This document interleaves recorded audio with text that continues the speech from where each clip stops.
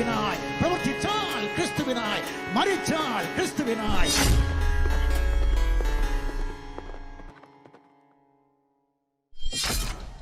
ഉയരം കൊണ്ട് മനോഹരവും സർവ്വഭൂമിയുടെയും ആനന്ദവുമാകുന്ന സിയോൻ പർവ്വതത്തിൽ തന്റെ ജനത്തിനൊരു ദുർഗമായി വെളിപ്പെട്ടു വരുന്ന വലിയവനും അത്യന്തം സ്തുത്യനുമായ യഹോവയുടെ നാമത്തിൽ ഞങ്ങളെ കേൾക്കുന്ന എല്ലാവർക്കും സ്നേഹ വന്ദനങ്ങൾ. മൃഗങ്ങളെപ്പോലും നാണിപ്പിക്കുന്ന രീതിയിലുള്ള ഹീനകൃത്യങ്ങൾ ചെയ്ത ഹമാസ് എന്ന ഇസ്ലാമിക ഗ്രൂപ്പിനെ പിന്തുണച്ചുകൊണ്ട് MA ബേബി നടത്തിയ പ്രസ്താവനയുടെ പൊള്ളത്തരം തുറന്നു കാണിക്കുന്ന രണ്ടാമത്തെ വീഡിയോ ദൈവം അനുവദിച്ച പുറകെ വരുന്നതാണ്. ഇത് വേറെ രണ്ടു കൂട്ടർക്കുള്ള മറുപടിയാണ്. സീതാറാം യെച്ചൂരിക്ക് മറുപടി അറിഞ്ഞുകൊണ്ടുള്ള വീഡിയോ വന്നപ്പോ ചില സുഹൃത്തുക്കൾ ചോദിച്ചത്, കോൺഗ്രസും ഹമാസിനെ സപ്പോർട്ട് ചെയ്യുന്നുണ്ടല്ലോ, രമേശ് ചെന്നിത്തല ഹമാസിനെ സപ്പോർട്ട് ചെയ്യുന്നത് കണ്ടില്ലേ, എന്നിട്ട് എന്താണ് അദ്ദേഹത്തെ ഒഴിവാക്കി വിട്ടതെന്നാണ് ചോദിച്ചത്. ആ വീഡിയോ റെക്കോർഡ് ചെയ്യുന്ന സമയം വരേക്കും രമേശ് ചെന്നിത്തലയുടെ ആ വാർത്ത മാധ്യമങ്ങളിലൊന്നും വന്നിരുന്നില്ല. ഇടതുപക്ഷ നേതാക്കൾ പറഞ്ഞ അതേ വാദം തന്നെ രമേശ് ചെന്നിത്തലയും മാധ്യമങ്ങളുടെ മുമ്പിൽ വിളമ്പുന്ന വീഡിയോ ഞാൻ കണ്ടത് പിന്നീടാണ്. നമ്മുടെ വീഡിയോ അപ്ലോഡ് ചെയ്തതിന് ശേഷമാണ് അത് കാണുന്നത്. മുൻപേ ആ വാർത്ത വെളിയിൽ വന്നിരുന്നെങ്കിൽ തീർച്ചയായും രമേശ് ചെന്നിത്തലയെയും കൂടി ഉൾപ്പെടുത്തിക്കൊണ്ട് ആ വീഡിയോ ചെയ്യുമായിരുന്നുള്ളൂ. കാരണം ഈ വിഷയത്തിൽ കോൺഗ്രസും അത്ര നല്ല പുള്ളികളൊന്നുമല്ല. ഫലസ്തീൻ ഇസ്രായേൽ വിഷയത്തിൽ ഇന്ത്യക്കാരെ മുഴുവൻ അരനൂറ്റാണ്ട് കാലത്തിലധികം വഞ്ചിച്ചുകൊണ്ടിരുന്നവരാണ് കോൺഗ്രസുകാർ. ഈ വിഷയത്തിൽ ഇടപെടുമ്പോൾ ചരിത്ര വസ്തുതകളോ യാഥാർത്ഥ്യങ്ങളോ ഒന്നുമല്ല അവർ പരിഗണിച്ചിരുന്നത്, മുസ്ലിങ്ങളുടെ വോട്ട് ബാങ്ക് മാത്രമാണ്. ജവഹർലാൽ നെഹ്റു ചരിത്രബോധമില്ലാത്ത ആളൊന്നും ആയിരുന്നില്ലല്ലോ. നല്ല ചരിത്രബോധമുള്ള, ലോക ചരിത്രത്തെ കുറിച്ച് നല്ല അറിവുണ്ടായിരുന്ന മനുഷ്യനാണ് അദ്ദേഹം. എന്നിട്ടും 1947 നവംബർ 29 ഐക്യരാഷ്ട്രസഭയിൽ ഈ വിഷയത്തിലുള്ള വോട്ടെടുപ്പ് നടത്തിയപ്പോൾ യഹൂദന് ഒരു രാജ്യം ഉണ്ടാകാതിരിക്കാൻ വേണ്ടി വിഭജനത്തിനെതിരായിട്ടാണ് അന്നത്തെ നെഹ്റു ഗവൺമെന്റ് വോട്ട് ചെയ്തത്. നട്ടെല്ലില്ലായ്മയാണ് അന്ന് കാണിച്ചത്. കാര്യം നമ്മുടെ രാജ്യം തന്നെയാണ്, ഇന്ത്യയാണ്, ഒക്കെ ശരിയാണ്. പക്ഷെ ആ കാണിച്ചത് നട്ടെല്ലില്ലായ്മയാണ്. അറബ് രാജ്യങ്ങളെയും മുസ്ലിം രാജ്യങ്ങളെയും പ്രീണിപ്പിക്കാൻ വേണ്ടിയാണ് അന്ന് നെഹ്റു സർക്കാർ അങ്ങനെ ഒരു നിലപാടെടുത്തത്. അന്നത്തെ ഇന്ത്യയേക്കാൾ ദുർബലരായ രാജ്യങ്ങൾ പോലും ഐക്യരാഷ്ട്രസഭയിൽ നെഹ്റുവിന്റെ ഇന്ത്യയേക്കാൾ ധീരമായ നിലപാടാണ് സ്വീകരിച്ചത്. അവർക്ക് യഹൂദന്മാരുടെ ഭാഗത്താണ് ന്യായമെന്നറിയാം, അവർക്കറിയാം. എന്നാൽ എണ്ണ മുതലാളിമാരായ അറബ് രാജ്യങ്ങളെ പിണക്കാനും പറ്റില്ല. ഇത് രണ്ടും പറ്റില്ല. യഹൂദന്റെ ഭാഗത്താണ് ന്യായം, അവന് അനുകൂലമായിട്ടാണ് വോട്ട് ചെയ്യേണ്ടത്. രാജ്യവിഭജനത്തിന് വേണ്ടി അനുകൂലമായിട്ട് വോട്ട് ചെയ്യേണ്ടതാണ്.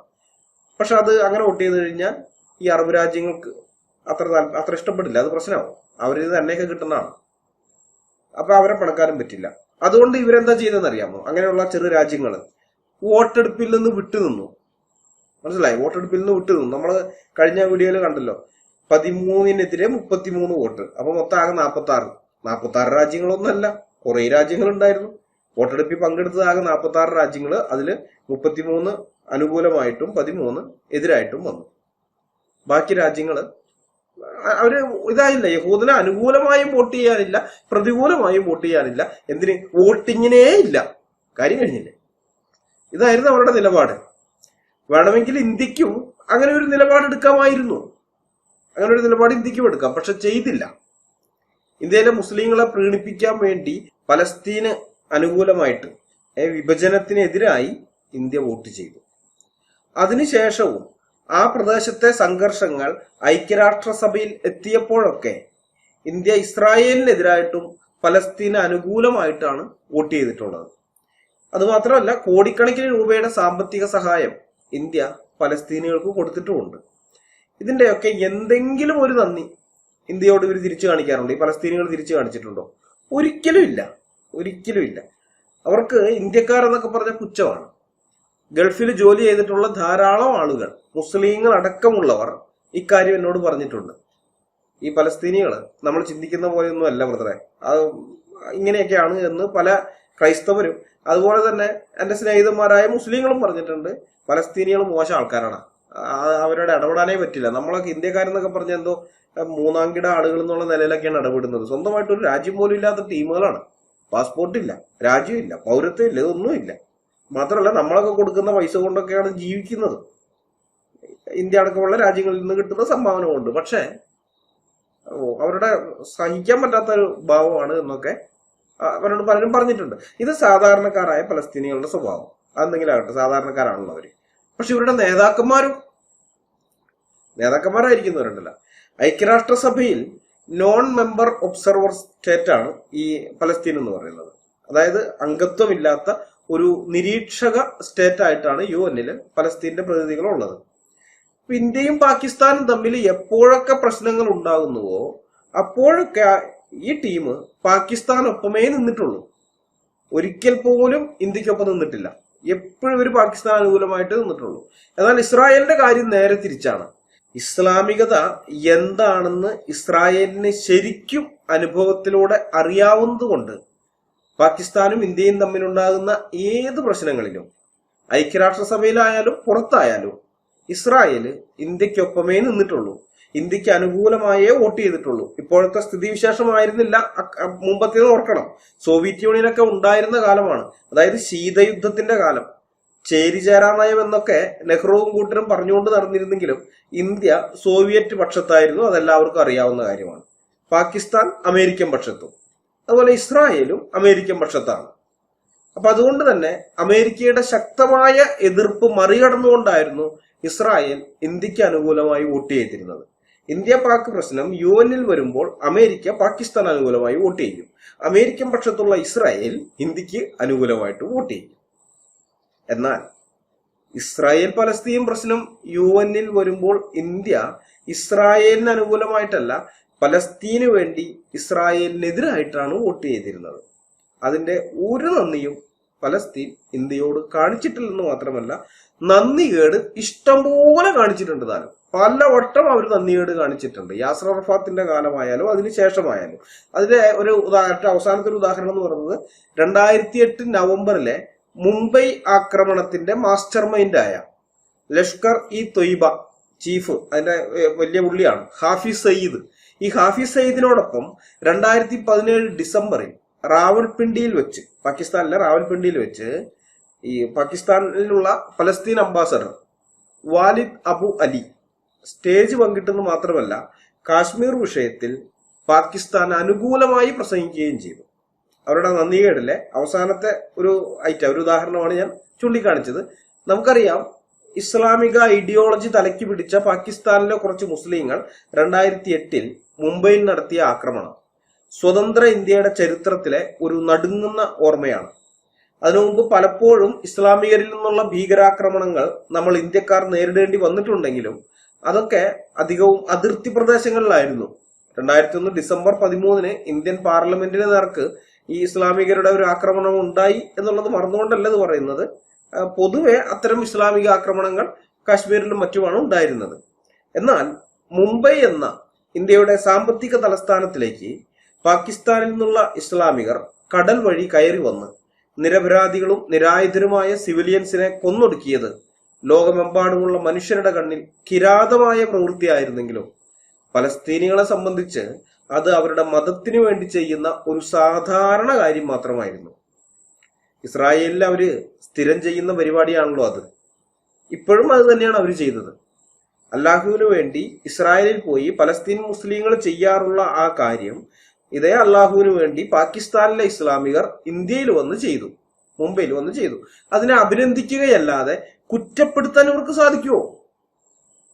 ഇവര് ചെയ്യുന്ന അതേ കാര്യം തന്നെ അവരും ചെയ്തിരിക്കുന്നു. എങ്ങനെ കുറ്റപ്പെടുത്താൻ പറ്റുക? പറ്റുകയില്ല. അഭിനന്ദിക്കാനേ പറ്റുള്ളൂ. അതാണ് അയാൾ ചെയ്തത്. മനസ്സിലായോ?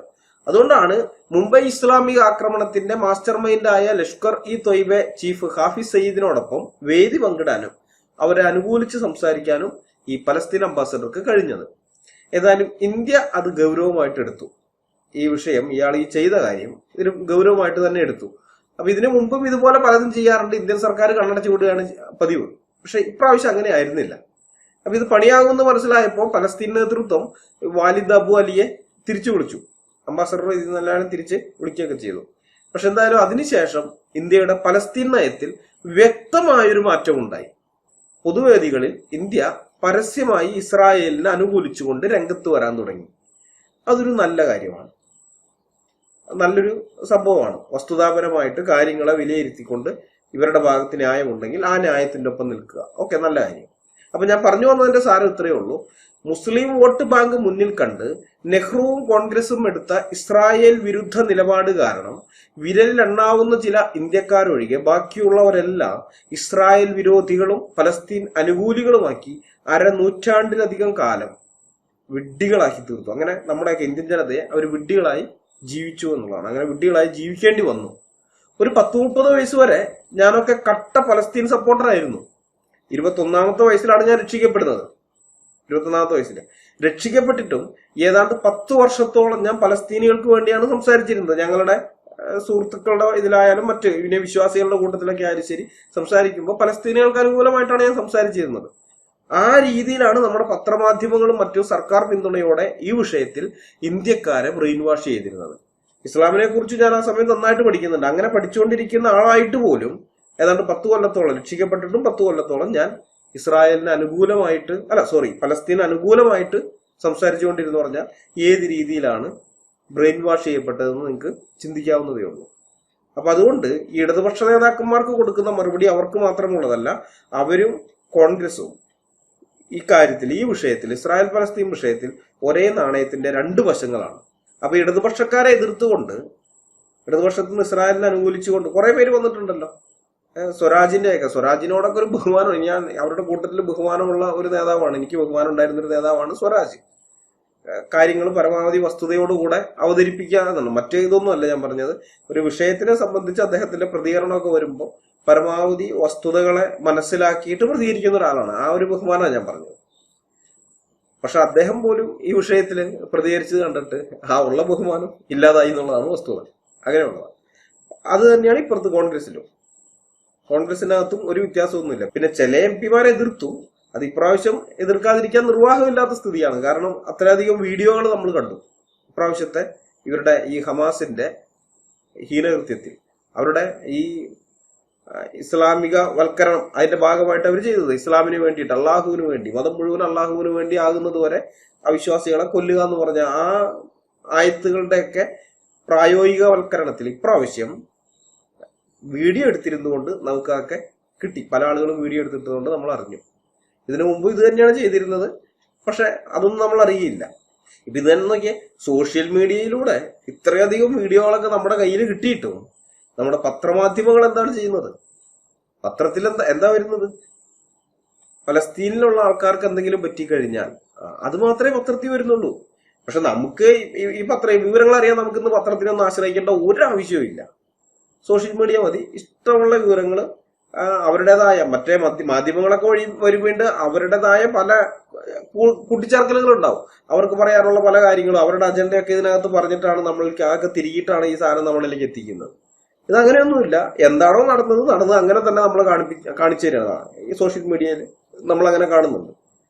അപ്പൊ അങ്ങനെയുള്ള ഒരു കാലഘട്ടത്തിൽ പോലും ഇവന്മാരിങ്ങനെയാണ് ചെയ്യുന്നത്, ഈ പത്രക്കാർ.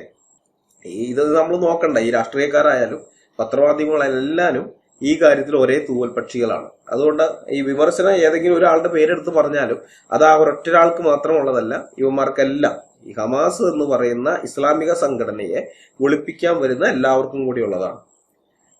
ഇനി രമേശ് ചെന്നിത്തല മാത്രമല്ല, വേറൊരു പുള്ളിയുടെ ജൽപ്പനവും ഞങ്ങൾ കേട്ടു. യാക്കോബായ സഭയുടെ നിരണം ഭദ്രാസനാധിപൻ ഗീ വർഗീസ് മാർ കൂറിലോസ്, ഹൂറി അല്ല കേട്ടോ, കൂറി എന്നാണ്, കൂറിലോസ്. പക്ഷെ ഇയാളുടെ സംസാരവും പ്രവൃത്തികളും കാണുമ്പോൾ അറിയാം ഇയാൾ കൂറിലോസ് അല്ല, വെറും ഹൂറിലോസ് ആണ്. ഹൂറികൾ ലോസ് ആകാതിരിക്കാൻ വേണ്ടി അല്ലാഹുവുമായും ഇസ്ലാമുമായും മനസ്സിണക്കപ്പെട്ട വ്യക്തിയാണെന്ന് ഇയാളുടെ വർത്തമാനം കേൾക്കുന്ന ആരെങ്കിലും സംശയിച്ചാൽ അവരെ നമുക്ക് കുറ്റപ്പെടുത്താൻ പറ്റുമോ? ഈ ഹൂറിലോസ് നടത്തിയ പ്രസംഗം പത്രങ്ങൾ റിപ്പോർട്ട് ചെയ്തിരുന്നു. രാഷ്ട്രീയത്തിൽ ഇറങ്ങേണ്ടതിന് പകരം മത നേതൃത്വത്തിന്റെ തലപ്പത്തേക്ക് വന്ന ഒരുത്തനാണ് ഈ ഗീവർഗീസ് ഹൂറിലോസ്. അയാളത് ഇതിനു മുമ്പ് പലവട്ടം തെളിയിച്ചിട്ടുള്ളതാണ്. ഇപ്പോഴും അത് തെളിയിച്ചു. ആ പത്ര റിപ്പോർട്ട് ഞാൻ വായിക്കാം. സ്വതന്ത്ര പലസ്തീൻ രാഷ്ട്രം രൂപീകരിക്കുന്നത് വരെ ലോകത്ത് ഒരു പ്രശ്നവും പരിഹരിക്കപ്പെടില്ലെന്ന് യാക്കോബായ സഭയുടെ നിരണം ഭദ്രാസനാധിപൻ ഗീവർഗീസ് മാർ കൂറിലോസ് പറഞ്ഞു. ലോകത്തെ മിക്കവാറും എല്ലാ സാമ്പത്തിക രാഷ്ട്രീയ പ്രശ്നങ്ങളും ഇതുമായി ബന്ധപ്പെട്ട് കിടക്കുകയും ലോകത്തെ ഏറ്റവും വലിയ തുറന്ന ജയിലാണ് ഗാസ. അവിടെ ഒരു ജനവിഭാഗത്തെ അടിമത്തത്തിന്റെയും വംശവെറിയുടെയും പേരിൽ ഞെരിച്ചമർത്തുകയാണ്. നമ്മുടെ രാജ്യം പോലും നിലപാട് മാറ്റി. എത്ര പെട്ടെന്നാണ് നമ്മുടെ രാജ്യത്തിന്റെ വിദേശ നയം ഇസ്രായേലിന് അനുകൂലമായി മാറിയത്. രാജ്യത്ത് സാംസ്കാരിക ദേശീയതയുടെ മറവിൽ ഫാസിസം അരങ്ങ് തകർക്കുകയാണ്. ഫലസ്തീൻ ജനതയ്ക്ക് പൂർണ്ണ ഐക്യദാർഢ്യം പ്രഖ്യാപിക്കണമെന്നും അദ്ദേഹം ആവശ്യപ്പെട്ടു. ഗീവർഗീസേ, താൻ ഒറ്റയ്ക്ക് ഇരുന്ന് അങ്ങടെ ഐക്യദാർഢ്യം പ്രഖ്യാപിച്ചാൽ മതി കേട്ടാ. അല്ലെങ്കിൽ ചിന്താശേഷിയും ചരിത്രബോധവും ലോകവിവരവുമുള്ള മലയാളികൾ ഒഴികെ ബാക്കിയുള്ള മലയാളികൾ ഈ ഫലസ്തീൻ ജനതയ്ക്ക് ഐക്യദാർഢ്യം പ്രഖ്യാപിക്കണമെന്ന് പറഞ്ഞാൽ മതി. അല്ലാതെ എല്ലാവരോടും കൂടി ഇങ്ങനെ ഒരു ആവശ്യം ഉന്നയിക്കാൻ നിൽക്കരുത് ഗീവർഗീസേ. കൂർലോസിന്റെ വിഷമം കണ്ടില്ലേ? നമ്മുടെ രാജ്യം പോലും നിലപാട് മാറ്റിയെന്ന്. അന്താരാഷ്ട്ര വേദികളിൽ ഇന്ത്യക്കെതിരായും പാകിസ്ഥാൻ അനുകൂലമായും നിലപാട് സ്വീകരിക്കുന്ന ഈ പലസ്തീന്റെ കാല് തടവി കൊടുക്കുന്നത് കൊണ്ടാണ് പലസ്തീനികൾക്ക് ഇന്ത്യക്കാരെന്ന് കേട്ടാൽ പുച്ഛം തോന്നുന്നത്. നമ്മളെയൊക്കെ എന്തൊക്കെ പറഞ്ഞാലും നമ്മൾ ഇവരെ തന്നെ പിന്തുണയ്ക്കുള്ളൂ എന്നുള്ള ആ ഒരു ചിന്തയിൽ നിന്നാണ് ഇവർക്ക് നമ്മളോട് ഇങ്ങനെയുള്ള ഒരു പുച്ഛമൊക്കെ തോന്നിയത്. ഏതായാലും ആ ഗതികെട്ട അവസ്ഥയിൽ നിന്ന് ഇപ്പോഴെങ്കിലും ഇന്ത്യ മാറി നടക്കുന്നതിൽ സന്തോഷിക്കാൻ നോക്കുക ഈ വർഗീസെ. ഈ ഹൂർലോസ് പറഞ്ഞ ഒരു കാര്യം ശ്രദ്ധിക്കണേ. സ്വതന്ത്ര പലസ്തീൻ രാഷ്ട്രം രൂപീകരിക്കുന്നതുവരെ ലോകത്ത് ഒരു പ്രശ്നവും പരിഹരിക്കപ്പെടില്ലെന്നാണ് ഹൂർലോസ് പറയുന്നത്. എന്തൊരു വിധേയത്വമാണ് ഗീവർഗീസെ ഇത്. പലസ്തീനികൾക്ക് രാജ്യം ഉണ്ടായില്ലെങ്കിൽ ലോകത്ത് മറ്റുള്ളവരൊന്നും സമാധാനത്തോടു കൂടി ജീവിക്കേണ്ടെന്നാണോ ഗീവർഗീസ് പറയുന്നത്? ഹൂർലോസ്, താനേ അസർബൈജാൻ എന്ന് കേട്ടിട്ടുണ്ടോ? കേട്ടിട്ടുണ്ടായിരിക്കും എന്ന് വിചാരിക്കുന്നു. പഴയ സോവിയറ്റ് യൂണിയനിൽ ഉൾപ്പെട്ട രാജ്യമാണ്. 96% മുസ്ലിങ്ങളും 2.5% ക്രിസ്ത്യാനികളും ഉള്ള ഒരു രാജ്യമാണ് അസർബൈജാൻ. അവിടെയുള്ള ക്രിസ്ത്യാനികളിൽ ഭൂരിപക്ഷവും അർമീനിയൻ വംശജരാണ്. അവിടെ ഇപ്പോ തുർക്കിയുടെ പിന്തുണയോടുകൂടി മുസ്ലിങ്ങളുടെ കയ്യാൽ ക്രിസ്ത്യാനികൾ കൊല്ലപ്പെട്ടുകൊണ്ടിരിക്കുകയാണ്. ബ്രോയിലർ കോഴിയുടെ കഴുത്തറുക്കുന്നത് പോലെയാണ് അവിടെ ക്രിസ്ത്യാനികൾ മുസ്ലിങ്ങളുടെ കൊലക്കത്തിക്കിരയാകുന്നത്. അർമേനിയൻ ക്രിസ്ത്യാനികളുടെ എത്നിക് ക്ലെൻസിംഗ് ആണ് ഇപ്പൊ അവിടെ നടന്നുകൊണ്ടിരിക്കുന്നത്. വംശീയോന്മൂലനം, മനസ്സിലായോ? Ethnic cleansing.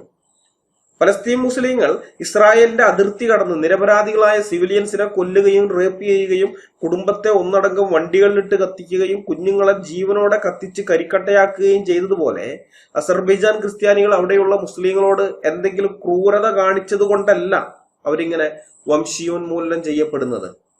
അവർ അല്ലാഹുവിലോ മുഹമ്മദിലോ ഖുറാനിലോ വിശ്വസിക്കാൻ തയ്യാറാകുന്നില്ല എന്നുള്ള ഒരൊറ്റ കാരണം കൊണ്ട് മാത്രമാണ്. അല്ലെങ്കിൽ അവർ യേശു ക്രിസ്തുവിൽ മാത്രമേ വിശ്വസിക്കുന്നുള്ളൂ എന്നുള്ള ഏക കാരണത്താലാണ് അവർ കൊല്ലപ്പെടുന്നത്. അസർബൈജാനിലുള്ള ക്രിസ്ത്യാനികൾ ഇപ്പൊ സ്വന്തം രാജ്യം വിട്ട് അർമേനിയയിലേക്ക് പലായനം ചെയ്യുകയാണ്. ഈ കഴിഞ്ഞ ആഴ്ചയും കൂടി ഏതാണ്ട് 1.25 ലക്ഷത്തിനടുത്ത് ക്രിസ്ത്യാനികളാണ് നാടും വീടും സ്വത്തുവകളും എല്ലാം അവിടെ ഉപേക്ഷിച്ച് ഉടുതുണിക്ക് മറുതുണിയില്ലാതെ സ്വന്തം ജീവനും കൊണ്ട് ഓടിപ്പോയത്. താനൊരു സഭയുടെ ഭദ്രാസനാധിപനല്ലേ ഗീവർഗീസെ? ഏറ്റവും കുറഞ്ഞത് ഒരു പ്രാർത്ഥനാ വിഷയമായിട്ടെങ്കിലും ഈ കാര്യം തന്റെ വാട്സാപ്പിൽ തനിക്ക് കിട്ടിയിട്ടുണ്ടാവില്ലേ? താൻ ഈ ക്രൂരതയെക്കുറിച്ച് ഒരക്ഷരം മിണ്ടിയിട്ടുണ്ടോ? പബ്ലിക്കില് ഇസ്ലാമിനെതിരെ സംസാരിക്കണമെന്നല്ല പറയുന്നത്. പീഡിപ്പിക്കപ്പെടുന്ന അസർബൈജാൻ ക്രിസ്ത്യാനികൾക്ക് വേണ്ടി നിങ്ങൾ പ്രാർത്ഥിക്കണമെന്നെങ്കിലും താൻ പരസ്യമായി പറഞ്ഞിട്ടുണ്ടോ? ഞങ്ങളാരും കേട്ടിട്ടില്ല. ഖുർആനിലും ഹദീസുകളിലും പറഞ്ഞിരിക്കുന്ന കാര്യങ്ങൾ വിശ്വസിച്ച് യഹൂദരെ കൊന്നാൽ ഹൂറികളെ കിട്ടും എന്ന് വ്യാമോഹിച്ച് ഇസ്രായേലിലേക്ക് റോക്കറ്റ് വിടുകയും അവരുടെ അതിർത്തി പൊളിച്ച് അകത്ത് കടന്ന് സിവിലിയൻസിനെ കൊല്ലുകയും ചെയ്തുകൊണ്ട് ഇസ്രായേലിനെതിരെ യുദ്ധം നടത്തുന്നവർക്കെതിരെ ഇസ്രായേൽ നടപടിയെടുക്കുമ്പോൾ തനിക്ക് എന്തിനാടോ ഗീവർഗീസെ ഇത്ര പൊള്ളുന്നത്? തനിക്ക് എന്തിനാ ഇത്ര പൊള്ളുന്നത്? നിരപരാധികളായ ക്രിസ്ത്യാനികളോ യഹൂദന്മാരോ കൊല്ലപ്പെടുമ്പോൾ ഇല്ലാത്ത വേദനയും വിഷമവും ഹമാസിനെതിരെ സൈനിക നടപടിയെടുക്കുമ്പോൾ മാത്രം തനിക്ക് ഉണ്ടാകുന്നത് എന്തുകൊണ്ടാണ് ഗീവർഗീസ്? ഇയാളുടെ വർത്തമാനം കേട്ടാൽ തോന്നും പലസ്തീനികൾക്ക് രാജ്യമുണ്ടാകാത്തതിന് ഇസ്രായേലാണ് ഉത്തരവാദികളെന്ന്. ഇസ്രായേലല്ല, അറബ് രാജ്യങ്ങളാണ് പലസ്തീൻ രാജ്യം ഉണ്ടാകുന്നതിന് എതിര്. മനസ്സിലായ? 1947 നവംബർ 29 ഐക്യരാഷ്ട്രസഭ പറഞ്ഞതല്ലേ യഹൂദരാജ്യവും പലസ്തീൻ രാജ്യവും ഉണ്ടാക്കിക്കോന്ന്, അല്ലെ? അന്ന് ഐക്യരാഷ്ട്രസഭയുടെ നിർദ്ദേശം കാറ്റിൽ പറത്തി ഇസ്രായേൽ രാജ്യം ഇവിടെ ഉണ്ടാക്കാൻ പറ്റില്ലെന്നും പറഞ്ഞ് യുവന്മാരെല്ലാവരും കൂടി യഹൂദന്മാരെ കൊല്ലാൻ പോയി. അത് ചെയ്യാതെ UN നിർദ്ദേശം അംഗീകരിച്ചിരുന്നെങ്കിൽ ഇന്നിങ്ങനെ കിടന്ന് കരയേണ്ടി വരുമായിരുന്നു. അന്ന് 2 രാജ്യങ്ങൾ ഉണ്ടാക്കാൻ UN പറഞ്ഞു. ശരി, യഹൂദന്മാർ രാജ്യം ഉണ്ടാക്കുന്നു, ബാക്കി കൃത്യമായ അതിന് ഈ UN തന്നെ പറഞ്ഞിട്ടുണ്ട്, ഇന്ന സ്ഥലങ്ങൾ ഇന്ന അടുത്ത് ഇവർക്കുള്ളത്, മറ്റേത് ഇവർക്കുള്ളത് എന്നൊക്കെ പറഞ്ഞു. ബാക്കിയത് ഈ യെരുശലേം ഒക്കെ ഞങ്ങൾ കൈവശം വെക്കും എന്നൊക്കെ പറഞ്ഞിരുന്നു. അപ്പൊ അവര് ആ പറഞ്ഞ അതിർത്തിക്കുള്ളിൽ ഈ പലസ്തീനികൾക്ക് ഒരു രാജ്യം ഉണ്ടാക്കി കൊടുക്കാമായിരുന്നല്ലോ. അല്ലെങ്കിൽ പലസ്തീനികൾ ഒരു രാജ്യം ഉണ്ടാക്കാൻ പോകുമ്പോൾ അവരുണ്ടാക്കിക്കോട്ടെ, അവരുടെ കാര്യം അവർ നോക്കട്ടെ എന്ന് പറഞ്ഞ് വിട്ടുകളയാമായിരുന്നല്ലോ. അതൊന്നും ചെയ്തില്ല. അതൊന്നും ചെയ്യാതെ ഈ ഇസ്രായേലിനെ ഞങ്ങൾ ചോരയിൽ മുക്കും, ഇസ്രായേലിനെ ഞങ്ങൾ ഇല്ലാതാക്കും എന്നൊക്കെ പറഞ്ഞുകൊണ്ട് ഇസ്രായേലിനെതിരെ യുദ്ധത്തിന് പോയി. ഫലം എന്താണ്? ഇസ്രായേലികൾ സ്വതന്ത്ര രാജ്യ പ്രഖ്യാപനം നടത്തി. ഞങ്ങൾ ഇവിടെ ഇതാ ഒരു രാഷ്ട്രം സ്ഥാപിക്കുകയാണ് എന്ന് പറഞ്ഞുകൊണ്ട് രാഷ്ട്ര പ്രഖ്യാപനം നടത്തി. പലസ്തീനികൾ അതൊന്നും ചെയ്തില്ല, യുദ്ധത്തിന് പോയി. അതുകൊണ്ട് ഇപ്പൊ കിടന്ന് കരയാണ്. ഇനിയിപ്പൊ അത് പോട്ടെ, അത് അന്നത്തെ കാര്യം. അത് കഴിഞ്ഞിട്ട് പല സമയങ്ങളിലും, അതായത് 1967-ലും 1976-ലും 1985-ലും ഇസ്രായേലിന്റെ പ്രധാനമന്ത്രിമാരായിരുന്ന ലേവി എഷ്കോളും ഇഗാൽ അല്ലോനും ഇസാക്ക് റാബിനും മോശെ ദയാനും പിന്നെ ഗോൾഡ മേയറും ഒക്കെ പലസ്തീൻ എന്നൊരു രാജ്യം നിലവിൽ വരാൻ വേണ്ടി പല പദ്ധതികളും മുന്നോട്ട് വെച്ചിട്ടുള്ളവരല്ലേ? അല്ലേ? പലസ്തീൻ രാജ്യം സ്ഥാപിക്കപ്പെട്ടു കഴിഞ്ഞാൽ ഇസ്രായേലിന്റെ ഈ മേഖലയിൽ സ്വസ്ഥമായും സമാധാനമായും ജീവിക്കാൻ കഴിയുമെങ്കിൽ അങ്ങനെ ഒരു രാജ്യം സ്ഥാപിക്കപ്പെടണം എന്നതായിരുന്നു അവരുടെ ചിന്താഗതി. അതുകൊണ്ടാണ് അവർ തന്നെ ഇങ്ങനെ ചില നിർദ്ദേശങ്ങൾ മുന്നോട്ട് വെച്ചത്. പലസ്തീൻ രാജ്യം നിലവിൽ വരുന്നതോടെ ഇസ്രായേലിനെയും അംഗീകരിക്കേണ്ടി വരും എന്നുള്ള ഒരൊറ്റ കാരണം കൊണ്ടല്ലേ അറബികൾ അതൊന്നും അംഗീകരിക്കാതെ പോയത്, അല്ലെ? ഖുറാനിലും ഹദീസുകളിലും എഴുതി വച്ചിരിക്കുന്ന യഹൂദ വിദ്വേഷം കാരണം പലസ്തീനികൾ എന്ന് സ്വയം വിളിക്കുന്നവർക്ക് ഒരു രാജ്യം ഉണ്ടാക്കി കൊടുക്കാൻ അറബ് രാജ്യങ്ങളും മുസ്ലിം രാജ്യങ്ങളും ഒരു കാലത്ത് സമ്മതിക്കില്ല. ഒരു കാലത്ത് അവർ സമ്മതിക്കില്ല. അവരുടെ ആ യഹൂദ വിരോധത്തിന് ലോക ജനത വില കൊടുക്കണമെന്നാണ് ഗീവർഗീസ് ഹൂറിലോസ് പറയുന്നത്. അയാൾ പറഞ്ഞത് അതാണ്. സ്വതന്ത്ര പലസ്തീൻ രാഷ്ട്രം രൂപീകരിക്കുന്നത് വരെ ലോകത്ത് ഒരു പ്രശ്നവും പരിഹരിക്കപ്പെടില്ല എന്നയാൾ പറഞ്ഞില്ലേ? അതിന്റെ അർത്ഥം അതാണ്. ഈ സ്വതന്ത്ര പലസ്തീൻ രാഷ്ട്രം ഉണ്ടാകുന്നത് വരെ ലോകത്ത് ഒരു പ്രശ്നവും പരിഹരിക്കപ്പെടില്ല. അങ്ങനെയാണോ? എങ്കിൽ നമുക്ക് എങ്ങനെ ഒരു സ്വതന്ത്ര പലസ്തീൻ രാജ്യം ഉണ്ടാക്കാൻ പറ്റും? കാരണം നമുക്ക് പ്രശ്നങ്ങളൊക്കെ പരിഹരിച്ച് ലോകത്ത് സമാധാനമായിട്ട് ജീവിക്കണ്ടേ? ലോകത്ത് സമാധാനം വേണ്ടേ? അപ്പൊ നമുക്ക് എങ്ങനെ ഒരു സ്വതന്ത്ര പലസ്തീൻ ഉണ്ടാക്കി കൊടുക്കാൻ പറ്റും? അതിപ്പോ അങ്ങനെ ഒരു രാഷ്ട്രം ഉണ്ടാക്കാൻ അറബികൾ സമ്മതിക്കുമെന്ന് തോന്നുന്നില്ല. ഇന്ന് വരെ അങ്ങനെ ഒരു രാഷ്ട്രം ഉണ്ടാക്കാൻ അവർ സമ്മതിച്ചിട്ടില്ല, ഇനിയും സമ്മതിക്കുമെന്ന് തോന്നുന്നില്ല. അപ്പൊ ഫലത്തില് ലോകത്ത് ഒരു പ്രശ്നവും പരിഹരിക്കപ്പെടില്ല, സമാധാനം ഉണ്ടാകില്ല, അല്ലേ ഹൂറിലോസെ? ഈ ഒരു ചോദ്യത്തിന് അയാൾ ബബ്ബേ അടിക്കുകയുള്ളൂ. ഉളുപ്പുണ്ടോ ഹൂറിലോസെ തനിക്ക്? ഉളുപ്പ്? ഐക്യരാഷ്ട്രസഭ 1947-ൽ നിർദ്ദേശിച്ചതുപോലെയും അതിനുശേഷം ഇസ്രായേൽ പലവട്ടം പറഞ്ഞിട്ടുള്ളതുപോലെയും ഒരു സ്വതന്ത്ര പലസ്തീൻ രാഷ്ട്രം ഉണ്ടാക്കി മേഖലയിൽ സമാധാനം കൊണ്ടുവരുവാൻ അറബ് രാജ്യങ്ങൾ തയ്യാറാകണമെന്ന് പറഞ്ഞാൽ അല്ലാഹുവിന് ഇഷ്ടപ്പെട്ടില്ലെങ്കിലോ, ഹൂറികൾ ലോസായെങ്കിലോ എന്ന് പേടിച്ചിട്ടാണോ ഗീവർഗീസ് ഇമാതിരി വൃത്തികെട്ട വർത്തമാനം പറയുന്നത്? ഇനി ഇയാൾ പറഞ്ഞതുപോലെ സ്വതന്ത്ര പലസ്തീൻ രാജ്യം നിലവിൽ വന്നെന്ന് തന്നെ വെച്ചു. സ്വതന്ത്ര പലസ്തീൻ രാജ്യം നിലവിൽ വന്നാൽ ലോകത്ത് സമാധാനം ഉണ്ടാകുമോ? ലോകത്തെ പ്രശ്നങ്ങളൊക്കെ പരിഹരിക്കപ്പെട്ട് സമാധാനം ഉണ്ടാവും? ഒരിക്കലും ഉണ്ടാവുകയില്ല, ഒരിക്കലും ഉണ്ടാവില്ല. ഇപ്പൊ നമ്മുടെ ഇന്ത്യയുടെ കാര്യം തന്നെ നോക്ക്. മുസ്ലിങ്ങൾക്ക് സ്വന്തമായി ഒരു മതരാജ്യം വേണമെന്ന് പറഞ്ഞുകൊണ്ട് എണ്ണിയാലൊടുങ്ങാത്ത ലഹളകൾ ഉണ്ടാക്കിയിട്ടുള്ളവരാണ് മുസ്ലിങ്ങൾ നമ്മുടെ ഇന്ത്യയിൽ. ബ്രിട്ടീഷ് ഇന്ത്യ വിഭജിച്ച് പാകിസ്ഥാൻ എന്നൊരു രാജ്യം ഉണ്ടാക്കി തരില്ല എന്ന് മനസ്സിലായപ്പോ ഇവർ കുറേ ലഹളകൾ ഉണ്ടാക്കിയിട്ടുണ്ട് മുസ്ലിങ്ങൾ. അന്നത്തെ മുസ്ലിം ലീഗിന്റെ ആഹ്വാന പ്രകാരം തന്നെ. അവസാനം മുസ്ലിം ലീഗ് നേതാവ് ജിന്ന 1946 ആഗസ്റ്റ് 16-ന് ഡയറക്റ്റ് ആക്ഷൻ ഡേ നടത്താൻ മുസ്ലിങ്ങളോട് ആഹ്വാനം ചെയ്തു. അത് പബ്ലിക്കിലായിട്ടല്ല ആഹ്വാനം ചെയ്തിരിക്കുന്നത്, പരസ്യമായിട്ടല്ല. ഇവരുടെയൊക്കെ മോസ്കുകളിലേക്ക് വിവരങ്ങൾ എത്തി. ഇന്ന ദിവസം, അതായത് 1946 ആഗസ്റ്റ് 16, അതൊരു വെള്ളിയാഴ്ച ദിവസമാണ്. അപ്പൊ ആ വെള്ളിയാഴ്ച ദിവസം നമ്മൾ ഡയറക്റ്റ് ആക്ഷൻ ഡേ നടത്തണമെന്ന് ഈ പള്ളികളിലേക്കൊക്കെ വിവരം എത്തി. അന്ന് ആ വെള്ളിയാഴ്ച ദിവസം പള്ളികളിൽ വെള്ളിയാഴ്ച ജുമ നിസ്കരിക്കാൻ വന്ന മുസ്ലിങ്ങളോട് പ്രസംഗിച്ചത് ആത്മീയ കാര്യങ്ങളായിരുന്നില്ല, ഹിന്ദുക്കളെ കൊന്നുകളയാനുള്ള ആഹ്വാനമായിരുന്നു. പച്ചയായ ആഹ്വാനം. സൂറ 9-5 ഉണ്ടല്ലോ, കുപ്രസിദ്ധമായ വാളിന്റെ ആയത്ത്. അങ്ങനെ ആ വിലക്കപ്പെട്ട മാസങ്ങൾ കഴിഞ്ഞാൽ ആ ബഹുദൈവ വിശ്വാസികളെ നിങ്ങൾ കണ്ടെത്തിയെടുത്ത് വെച്ച് കൊന്നുകളയുക, അവരെ പിടികൂടുകയും വളയുകയും അവർക്ക് വേണ്ടി പതിയിരിക്കാവുന്നിടത്തെല്ലാം പതിയിരിക്കുകയും ചെയ്യുക എന്ന് പറയുന്ന ആ ആയത്ത്, ആ കുപ്രസിദ്ധമായ ആയത്ത്, അതൊക്കെ പ്രസംഗിച്ചുകൊണ്ടാണ് മൊല്ലാക്കുമാര് ജനങ്ങളെ ഇളക്കി വിട്ടത്. നിസ്കരിക്കാൻ വേണ്ടി പള്ളികളിലേക്ക് കയറിപ്പോയ ആളുകളായിരുന്നില്ല ആ പ്രസംഗങ്ങൾ കേട്ട് പള്ളികളിൽ നിന്നും തിരിച്ചിറങ്ങി വന്ന ആളുകൾ. ഖുർആനിൽ നിന്നും ഹദീസുകളിൽ നിന്നുമുള്ള ഉദ്ധരണികൾ നിറഞ്ഞ പ്രസംഗങ്ങൾ കേട്ട് മസ്തിഷ്ക പ്രക്ഷാളനം ചെയ്യപ്പെട്ട നല്ല ഒന്നാന്തരം ജിഹാദികളായി അവരെല്ലാം മാറിയിരുന്നു. അവർ ഓരോരുത്തരും ജിഹാദികളായി മാറി. ബംഗാളിലെ ഹിന്ദുക്കളാണ് അതിന്റെ തിക്തഫലം ഏറ്റവും കൂടുതൽ അനുഭവിച്ചത്. വരാൻ പോകുന്ന ആപത്തിനെ കുറിച്ച് യാതൊരു ധാരണയുമില്ലാതെ മറ്റേതൊരു ദിവസത്തെയും പോലെ സാധാരണ ജീവിതം ജീവിച്ചുകൊണ്ടിരുന്ന ആ പാവങ്ങളുടെ മേൽ അല്ലാഹു അക്ബർ എന്ന് വിളിച്ച് ശപിക്കപ്പെട്ട ഈ ജിഹാദികൾ മരണ നൃത്തം നടത്തി. ഹിന്ദുക്കളുടെ ചോര ചാലുകളായി ഒഴുകി. തെരുവുകളിൽ മാത്രമല്ല, വീടുകൾക്കുള്ളിലും വണ്ടികളിലുമൊക്കെ ഹിന്ദുക്കളുടെ ശവങ്ങൾ നിറഞ്ഞു. മൃതദേഹങ്ങളെ അപമാനിക്കാൻ മുഹമ്മദ് പഠിപ്പിച്ചിട്ടുള്ളത് കൊണ്ട് മരിച്ചുപോയവരുടെ കൈകാലുകൾ വെട്ടിയെടുത്ത് പലയിടങ്ങളിൽ കൊണ്ടിട്ടിട്ടുണ്ടായിരുന്നു. വേസ്റ്റ് ബാസ്ക്കറ്റ് അടക്കം, ചവറ്റുകൂനയിലടക്കം ഈ കൈകാലുകളൊക്കെ വെട്ടിക്കൊണ്ടുവന്നിട്ടിട്ടുണ്ടായിരുന്നു. ബംഗാളിലെ ശവന്തീനികളായ കഴുകന്മാർക്ക് അന്ന് വിഭവസമൃദ്ധമായ സദ്യയായിരുന്നു. അന്ന് മാത്രമല്ല, പിന്നെയും ചില ദിവസങ്ങളോളം ശവമൊക്കെ അവിടെ തന്നെ കിടക്കുകയായിരുന്നു, ഈ പ്രശ്നങ്ങളൊക്കെ ഉള്ളതുകൊണ്ട്. ഈ സ്ഥിതിഗതികളൊക്കെ നിയന്ത്രണ വിധേയമാക്കിയതിനു ശേഷം പോലീസ് ശവശരീരങ്ങൾ നീക്കം ചെയ്യാൻ എത്തിയപ്പോൾ പല മൃതദേഹങ്ങളും വെറും എല്ലിൻ കൂടുകളായി മാറിയിരുന്നു. മാംസം മുഴുവൻ കഴുകന്മാർ തിന്നു തീർത്തിരുന്നു. ഇന്ത്യയെ വിഭജിച്ച് തങ്ങൾക്ക് പാകിസ്ഥാൻ ഉണ്ടാക്കി തന്നില്ലെങ്കിൽ ഇനിയും ഡയറക്റ്റ് ആക്ഷൻ ഡേകൾ ഉണ്ടാകുമെന്ന് മുസ്ലിം ലീഗ് ഭീഷണിപ്പെടുത്തി. ഇതോടെയാണ് ഇന്ത്യ വിഭജിച്ച് പാകിസ്ഥാൻ ഉണ്ടാക്കാൻ ബ്രിട്ടീഷ് അധികാരികൾ തയ്യാറാകുന്നത്. മുസ്ലിം ലീഗിന്റെ ഈ ഡയറക്റ്റ് ആക്ഷൻ ഡേയെ കുറിച്ചാണ് അന്ന് കേരളത്തിലെ മുസ്ലിങ്ങൾ 10 അണയ്ക്ക് കത്തി വാങ്ങി കുത്തി നേടും പാകിസ്ഥാൻ എന്ന് പാടി നടന്നത്. ഇതിനെ കുറിച്ചാണ്. ഇന്ത്യൻ ഉപഭൂഖണ്ഡത്തിൽ സമാധാനം ഉണ്ടാക്കാൻ വേണ്ടി ബ്രിട്ടീഷ് ഇന്ത്യയെ വിഭജിച്ച് മുസ്ലിങ്ങൾക്ക് പാകിസ്ഥാൻ എന്നൊരു സ്വതന്ത്ര രാജ്യം ഉണ്ടാക്കി കൊടുത്തിട്ട് ഇന്ത്യക്കാർക്ക് ഈ മുസ്ലിങ്ങളെ കൊണ്ട് സമാധാനം ഉണ്ടായോ? ഈ പുതുതായി ഉണ്ടായ രാജ്യമില്ല, ആ രാജ്യത്തിൽ നിന്നോ അല്ലെങ്കിൽ ഇവിടെ ബാക്കി അവശേഷിച്ച ഈ രാജ്യത്തിനകത്തുള്ള മുസ്ലിങ്ങളിൽ നിന്നൊക്കെ സമാധാനം ഉണ്ടായോ? ഇല്ലല്ലോ.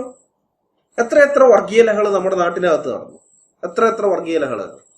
അതുപോലെ തന്നെ പാകിസ്ഥാനെ കൊണ്ട് ഇപ്പോഴും ഉണ്ടായിക്കൊണ്ടിരിക്കുന്ന പ്രശ്നങ്ങൾ. ഈ പ്രശ്നം ഇവിടെ സമാധാനം ഉണ്ടാകണം, മേഖലയിൽ സമാധാനം ഉണ്ടാകണം, പ്രശ്നങ്ങൾ ഉണ്ടാകരുത് എന്നൊക്കെ വെച്ചിട്ടാണ് ബ്രിട്ടീഷുകാരിങ്ങനെ ചെയ്തിട്ട് ഇപ്പൊ അത് തന്നെ ഒരു വലിയ സമാധാനക്കേടായിട്ടിരിക്കുകയാണ്. ഭീകരതയുടെ പ്രഭവ കേന്ദ്രമായിട്ടിരിക്കുകയാണ് പാകിസ്ഥാൻ. ലോകരാജ്യങ്ങൾക്ക് മൊത്തം ഒരു മാറിയിരിക്കുകയാണ്. മുസ്ലിങ്ങൾക്ക് വേറൊരു രാജ്യം ഉണ്ടാക്കി കൊടുത്തെന്ന് പറഞ്ഞാലും സമാധാനം ഉണ്ടാവില്ല. കാരണം മതം മുഴുവനും അല്ലാഹുവിൻ്റെതാകുന്നതുവരെ അമുസ്ലിങ്ങളോട് യുദ്ധം ചെയ്യാനാണ് മുസ്ലിങ്ങളുടെ പ്രമാണ ഗ്രന്ഥമായ ഖുർആനിലും ഹദീസുകളിലും പറഞ്ഞിരിക്കുന്നത്. മുസ്ലിങ്ങൾ ആ കൽപ്പനകൾ അനുസരിക്കുന്നിടത്തോളം കാലം ലോകത്തൊരിക്കലും സമാധാനം ഉണ്ടാവുകയില്ല. ഹൂറിലോസെ, സമാധാനം ഉണ്ടാവില്ല. ഹമാസിന്റെ സ്ഥാപക നേതാക്കളിൽ ഒരാളും ഹമാസ് മുൻ വിദേശകാര്യമന്ത്രിയുമായിരുന്ന മഹ്മൂദ് അൽ അസർ ഈ കഴിഞ്ഞ കൊല്ലം, അതായത് 2022 ഡിസംബർ 12 അൽ മസീറ ടിവിക്ക് നൽകിയ അഭിമുഖത്തിൽ പറഞ്ഞത് എന്താണെന്ന് ഹൂറിലോസിന് വല്ല പിടിയും ഉണ്ടോ? കേട്ടു നോക്കിക്കോ, ഇത് കേട്ടോ. അതിന്റെ സബ്ടൈറ്റിൽ ഉണ്ട്, ഇംഗ്ലീഷിൽ, വായിച്ചു നോക്കിക്കോ. اليوم أنت تستطيع أن تقول أننا وصلنا إلى حالة الردع والدفاع عن الأرض المحتلة. لما نتكلم أن احنا جيش القدس ونتكلم عن معركة وعد الآخرة، لا نتكلم فيها لأننا سنحرر أرضنا فقط، ولكن لأن ما قاله نبينا محمد صلى الله عليه وسلم عندما قال زوى الله تعالى لي الدنيا وفي لفظ آخر الأرض فرأيت مشارقها ومغاربها وأن ملك أمتي سيبلغ ما زوي لي منها. إنه 510 مليون كيلومتر مربع وهي مساحة الكرة الأرضية سوف تعيش حالة لا ظلم فيها ولا قهر فيها ولا خيانة ولا صيغة ولا مسيحية غادرة ولا قتل بهذه الحجم، هذه الجرائم التي ترتكب بحق الشعب الفلسطيني والشعب العربي في كل الدول العربية سواء كانت في لبنان وسوريا وفي العراق وفي غيرها. അയാൾ പറഞ്ഞത് ഈ ഭൂമി മുഴുവൻ ഇസ്ലാമിക നിയമത്തിന് കീഴിലായിരിക്കും, യഹൂദന്മാരോ ക്രിസ്ത്യൻ രാജ്യദ്രോഹികളോ ഇനി ഉണ്ടാകുകയില്ല എന്നാണ്. നമ്മുടെ പ്രവാചകൻ മുഹമ്മദ് പറഞ്ഞതിൽ ഞങ്ങൾ വിശ്വസിക്കുന്നു. എനിക്ക് വേണ്ടി അള്ളാഹു ലോകത്തിന്റെ അറ്റങ്ങൾ പരസ്പരം അടുപ്പിച്ചു, അതിന്റെ കിഴക്കും പടിഞ്ഞാറും അറ്റങ്ങൾ ഞാൻ കണ്ടു. എന്റെ രാഷ്ട്രത്തിന്റെ ആധിപത്യം എന്റെ അടുത്ത് വന്നിരിക്കുന്ന അറ്റത്തെത്തും എന്നൊക്കെ. ഇതൊരു ഹദീസാണ് അയാൾ ഉദ്ധരിച്ചത്. അനീതിയോ അടിച്ചമർത്തലോ സയണിസമോ വഞ്ചനാപരമായ ക്രിസ്തുമതമോ ഫലസ്തീനികൾക്കെതിരെയും അറബികൾക്കെതിരെയും നടക്കുന്ന കൊലപാതകങ്ങളോ കുറ്റകൃത്യങ്ങളോ ഇല്ലാത്ത ഈ ഭൂമി എന്ന ഗ്രഹത്തിന്റെ 510 ദശലക്ഷം ചതുരശ്ര കിലോമീറ്റർ മുഴുവൻ ഒരൊറ്റ ഭരണ സംവിധാനത്തിന്റെ കീഴിൽ വരും. അതായത് ഭൂമിയിലെ ഓരോ ഇഞ്ച് മണ്ണും ഇസ്ലാമിക ഭരണ സംവിധാനത്തിന്റെ കീഴിൽ വരുമെന്നാണ് അയാൾ പറഞ്ഞത്. ലോകത്തെ ദീനിബോധമുള്ള എല്ലാ മുസ്ലിങ്ങളുടെയും ആഗ്രഹമാണിത്, എല്ലാ മുസ്ലിങ്ങളുടെയും. ആ ആഗ്രഹം അവരിൽ ഉൽപ്പാദിപ്പിക്കുന്നത് ഖുർആനും ഹദീസുകളുമാണ്. മനസ്സിലായോ? അങ്ങനെ ഒരു ആഗ്രഹം അവരിൽ ഉണ്ടാക്കിയെടുക്കുന്നത് ഖുർആനും ഹദീസുകളുമാണ്. അത്തരം കാര്യങ്ങളാണ് അതിനകത്ത് എഴുതിയിരിക്കുന്നത്. ഇസ്രായേലിൽ ഈ അശാന്തി മുഴുവൻ ഉൽപ്പാദിപ്പിക്കുന്നത് ആ പുസ്തകങ്ങളാണ്. ഖുർആനും ഹദീസുകളും ഒക്കെ അടങ്ങിയിരിക്കുന്ന ഇസ്ലാമിക ഗ്രന്ഥങ്ങളാണ്. അതുകൊണ്ട് ഹൂറിലോസ് പറയേണ്ടിയിരുന്നത് സ്വതന്ത്ര പലസ്തീൻ രാഷ്ട്രം ഉണ്ടാകുന്നത് വരെ ലോകത്ത് ഒരു പ്രശ്നവും പരിഹരിക്കപ്പെടില്ല എന്നായിരുന്നില്ല. ഖുർആനും ഹദീസുകളും അനുസരിച്ച് നടക്കുന്ന മുസ്ലിങ്ങളുള്ള കാലത്തോളം ലോകത്തൊരു പ്രശ്നവും പരിഹരിക്കപ്പെടില്ല എന്നായിരുന്നു. അങ്ങനെയാണ് പറയേണ്ടിയിരുന്നത്. ഈ വിഷയത്തിലെ സത്യസന്ധമായ പ്രസ്താവന എന്നുള്ളത് അതാണ്. ഞാനിത് വെറുതെ പറഞ്ഞതല്ല. ഈ പലസ്തീനികൾക്ക് സ്വന്തം ഭാര്യമാരോടോ മക്കളോടോ സഹോദരി സഹോദരങ്ങളോടോ മാതാപിതാക്കളോടോ സുഹൃത്തുക്കളോടോ ഉള്ള സ്നേഹത്തെക്കാൾ 10,000 മടങ്ങ് വലുതാണ് യഹൂദന്മാരോടുള്ള വെറുപ്പ്. മനസ്സിലായോ? നമുക്കൊക്കെ മറ്റാൾക്കാരോടുള്ള വെറുപ്പിനേക്കാൾ ആരോട് നമുക്ക് വെറുപ്പുള്ള ആൾക്കാരൊക്കെ കണ്ടേക്കാം. നമ്മളോട് ഇതൊക്കെ ആയിട്ടുണ്ടാക്കുന്ന ഏതെങ്കിലും മനുഷ്യരോട് വെറുപ്പുള്ളവരൊക്കെ ഉണ്ടായേക്കാം. മനുഷ്യരാകുമ്പോൾ അങ്ങനെയൊക്കെ ഉണ്ടാവും. പക്ഷെ ആ വെറുപ്പിനേക്കാളും മുകളില് നമുക്ക് വേണ്ടപ്പെട്ട ആൾക്കാരോടുള്ള സ്നേഹമായിരിക്കും നമ്മളെ ഭരിക്കുക. എന്നാൽ ഇവർക്ക് അങ്ങനെയല്ല. ഇവരെ സംബന്ധിച്ച് അവരുടെ ഭാര്യമാരോടോ അവരുടെ മക്കളോടോ അവരുടെ മാതാപിതാക്കളോടോ അവരുടെ സഹോദരങ്ങളോടോ അവരുടെ സ്നേഹിതന്മാരോടോ സുഹൃത്തുക്കളോടോ ഗുരുക്കന്മാരോ അങ്ങനെയൊക്കെയുള്ള ആൾക്കാർ പലരും ഉണ്ടല്ലോ, വേണ്ടപ്പെട്ട ഇതൊക്കെ ആയിട്ടുള്ള അവരോടൊക്കെ ഉള്ള സ്നേഹത്തിനേക്കാൾ 10,000 മടങ്ങ് വലുതാണ് യഹൂദന്മാരോടുള്ള വെറുപ്പ്. ഇപ്പോഴും അവരത് തെളിയിച്ചു. ഇപ്പോ ഈ 2023 അവരത് തെളിയിച്ചു. ഇസ്രായേലിന്റെ മണ്ണിലേക്ക് റോക്കറ്റ് വിടുകയും അവരുടെ അതിർത്തി പൊളിച്ച് അകത്ത് കടന്ന് അവിടുത്തെ പൗരന്മാരെ കൊലപ്പെടുത്തുകയും സ്ത്രീകളെയും കുട്ടികളെയും റേപ്പ് ചെയ്യുകയും തട്ടിക്കൊണ്ടുപോവുകയൊക്കെ ചെയ്താൽ, ഇതൊക്കെ ചെയ്തു കഴിഞ്ഞാൽ ഇസ്രായേൽ വെറുതെ ഇരിക്കില്ലെന്നും ഭാവിയിൽ ലോകത്തുള്ള ഒരൊറ്റ മുസ്ലിമും ഇങ്ങനെ ഒരു കാര്യം ചെയ്യണമെന്ന് ഇനി സ്വപ്നത്തിൽ പോലും ചിന്തിക്കാൻ പാടില്ലാത്ത രീതിയിൽ തലമുറയായി അവർ ഓർത്തു വയ്ക്കുന്ന രീതിയിൽ ഇസ്രായേൽ തിരിച്ചടിക്കുമെന്നും ഏതൊരു സാധാരണക്കാരനും മനസ്സിലാകുന്ന കാര്യമാണ്. ഏതൊരാൾക്കും അത് മനസ്സിലാവും. ഇങ്ങനെയൊക്കെ ചെയ്തു കഴിഞ്ഞാൽ ഇസ്രായേൽ എന്താണ് തിരിച്ചു ചെയ്യാൻ പോകുന്നത്. ഈ പലസ്തീനികളുടെ കയ്യിലിരിപ്പ് അറിയാവുന്നത് കൊണ്ട് ഒരു പ്രശ്നം ഉണ്ടായാൽ ഈജിപ്ത് അപ്പൊ തന്നെ അതിർത്തി അടയ്ക്കും. ഇതിനു മുമ്പ് പലവട്ടം അതുണ്ടായിട്ടുണ്ട്. അവർ അതിർത്തി അടച്ചു കളയും. കാരണം ഈ പലസ്തീനികളുടെ കയ്യിലിരിപ്പ് സ്വഭാവം നന്നായിട്ട് ഈജിപ്തിന് അറിയാം. അപ്പൊ അങ്ങനെ ഈജിപ്ത് അതിർത്തി അടച്ചു കഴിഞ്ഞാൽ 25 മൈൽ നീളവും 6 മൈൽ വീതിയുമുള്ള, അഥവാ 365 ചതുരശ്ര കിലോമീറ്റർ വിസ്തീർണമുള്ള ഗാസ മുനമ്പിനകത്തുള്ള 20 ലക്ഷത്തിലധികം വരുന്ന 23 ലക്ഷമൊക്കെ പറയുന്നുണ്ട്. ഞാൻ 2020 സെൻസസ് അതിന്റെ കണക്ക് നോക്കിക്കഴിഞ്ഞപ്പോൾ 20.5 ലക്ഷമാണ്. 20.5 ലക്ഷം. ഇപ്പോ 2 ലക്ഷമൊക്കെ കൂടിയെന്ന് വെച്ചാൽ, അല്ലെങ്കിൽ ഇത് തന്നെ കൂട്ടി അന്നത്തെ കണക്ക് മതി, 2020 കണക്ക് മതി. 20 ലക്ഷത്തിലധികം വരുന്ന പലസ്തീനികൾ എന്ത് ചെയ്യും അവര്? ഈ പലസ്തീൻ ജനതയുടെ 42% ജനം എന്ന് പറയുന്നത് 14 വയസ്സിൽ താഴെയുള്ള കുട്ടികളാണെന്ന് ഓർക്കണം. 42%. അപ്പൊ അങ്ങനെയുള്ള ആ കുഞ്ഞുങ്ങൾ അവർ ഇത്രയധികം ഉണ്ട്. ഇങ്ങനെയുള്ള ഈ ആളുകൾ ഇസ്രായേലിനെതിരായി ഞാൻ ഇങ്ങനെ ഒരു കാര്യം ചെയ്താൽ, അവർ അവിടേക്ക് റോക്കറ്റ് വിട്ടാൽ, അവരുടെ ചെന്നിട്ട് അവരുടെ ആൾക്കാരെ നിരപരാധികളായ അവിടുത്തെ സിവിലിയൻസിനെ കൊന്നു കഴിഞ്ഞാൽ, അവിടുത്തെ സ്ത്രീകളെ റേപ്പ് ചെയ്താൽ, അവിടുത്തെ കുഞ്ഞുങ്ങളെ റേപ്പ് ചെയ്താലോ, അല്ലെങ്കിൽ കൈക്കുഞ്ഞുങ്ങളെ കഴുത്തറുത്ത് കൊന്നാലോ, അതല്ലെങ്കിൽ ഗർഭിണികളെ കൊന്നിട്ട്, ഇപ്പൊ ഇന്ന് ഒരു ഇസ്രായേൽ ഒരു പുതിയ ഇത് പുറത്തു വിട്ടിരുന്നു. അവിടെ കൊല്ലപ്പെട്ട ഗർഭിണികളെ ഈ തലയ്ക്ക് വെടിവെച്ചിട്ട് ഹമാസ് കൊന്നത്, ഗർഭിണികളായിരിക്കുന്ന സ്ത്രീകളെയൊക്കെ കൊന്നിട്ടുണ്ടാവും. ഈ കൊന്ന സ്ത്രീകളുടെ വയറ് കീറിയിട്ട്, കത്തിക്കങ്ങ് കീറിയിട്ട് ഈ കുഞ്ഞുങ്ങളെയൊക്കെ അതിൻ്റെ ഉള്ളിൽ നിന്ന് പുറത്തെടുത്തിട്ടുണ്ട്. ചിലതിന്റെ പൊക്കിൾ കുടിയൊക്കെ അവരങ്ങ് മുറിച്ചിട്ടിരിക്കുകയാണ്. അങ്ങനെയൊക്കെ ചെയ്തിട്ടുണ്ട്. ഇവർ ഈ ഗുജറാത്തിലെ കാര്യം പറയും എപ്പോഴും, ശൂലം കൊണ്ട് ഗർഭിണിയെ കുത്തിയെന്നൊക്കെ പറഞ്ഞുകൊണ്ട്. അത് കുറെ ആയി കേൾക്കുന്നു. തെളിവൊന്നും ഇതുവരെ ആരും വെച്ചത് ഞാൻ കണ്ടിട്ടില്ല. പറയണാണ്. ഇതങ്ങനെയല്ല. ഇത് കൃത്യമായിട്ട് ഫോട്ടോ അടക്കമുള്ള തെളിവ് സഹിതമാണ് ഇസ്രായേൽ അത് അറിയിച്ചിരിക്കുന്നത്, പുറത്ത് ലോകത്തെ അറിയിച്ചിരിക്കുന്നത്. അപ്പൊ ഇങ്ങനെയൊക്കെയുള്ള ഒരു കാര്യം ചെയ്തു കഴിഞ്ഞാൽ ഇസ്രായേൽ ഉറപ്പായിട്ട് തിരിച്ചടിക്കും. അങ്ങനെ തിരിച്ചടിക്കുമ്പോൾ എനിക്ക് വേണ്ടപ്പെട്ടവർ, എന്റെ ഏറ്റവും പ്രിയപ്പെട്ടവർ കൊല്ലപ്പെടുമെന്നുള്ള ചിന്ത അല്പം പോലും ഇക്കൂട്ടരെ അലട്ടാത്തതിന്റെ കാരണം തങ്ങളുടെ വേണ്ടപ്പെട്ടവരോടുള്ള സ്നേഹത്തെക്കാൾ യഹൂദന്മാരോടുള്ള വെറുപ്പാണ് ഇവരിൽ നിറഞ്ഞു നിൽക്കുന്നത് എന്നുള്ളതാണ്. ഇത്തരം ജീവികൾ വളരെ അപകടകാരികളാണ്. സ്വന്തം ജീവനോ അല്ലെങ്കിൽ തനിക്ക് വേണ്ടപ്പെട്ടവരുടെ ജീവനോ വില കൊടുക്കുന്ന ആളുകൾ മാത്രമേ മറ്റുള്ളവരുടെ ജീവനും വില കൊടുക്കുകയുള്ളൂ. യഹൂദ വിദ്വേഷം തലയ്ക്ക് പിടിച്ച മുസ്ലിങ്ങളെ സംബന്ധിച്ചിടത്തോളം ഒരു യഹൂദനെ കൊല്ലാൻ വേണ്ടി തന്റെ ജീവനോ തന്റെ കൂടെയുള്ളവരുടെ ജീവനോ നഷ്ടപ്പെടുത്താൻ ഒരു മടിയുമില്ല. കാട്ടറബിയുടെ കിത്താബിന്റെ പവറാണത്. കാട്ടറബിയുടെ കിത്താബിന്റെ പവർ. ഈ ഹൂർലോസ് ഒരു ബൈബിൾ വിശ്വാസിയാണെന്നാണല്ലോ വെപ്പ്. ഈ പറയുന്ന യഹൂദന്മാരും ബൈബിൾ വിശ്വസിക്കുന്നവരാണ്. പുതിയ നിയമമല്ല, പുതിയ നിയമം അവർക്കില്ല. പഴയ നിയമം അവർ വിശ്വസിക്കുന്നു. അല്ലെങ്കിൽ ഇങ്ങനെ പറയാം, വേറെ രീതിയിൽ പറയാം, യഹൂദന്മാർ വിശ്വസിക്കുന്ന അതേ ബൈബിൾ വിശ്വസിക്കുന്ന ആളാണ് ഈ ഗീവർഗീസ് കൂറിലോസ്.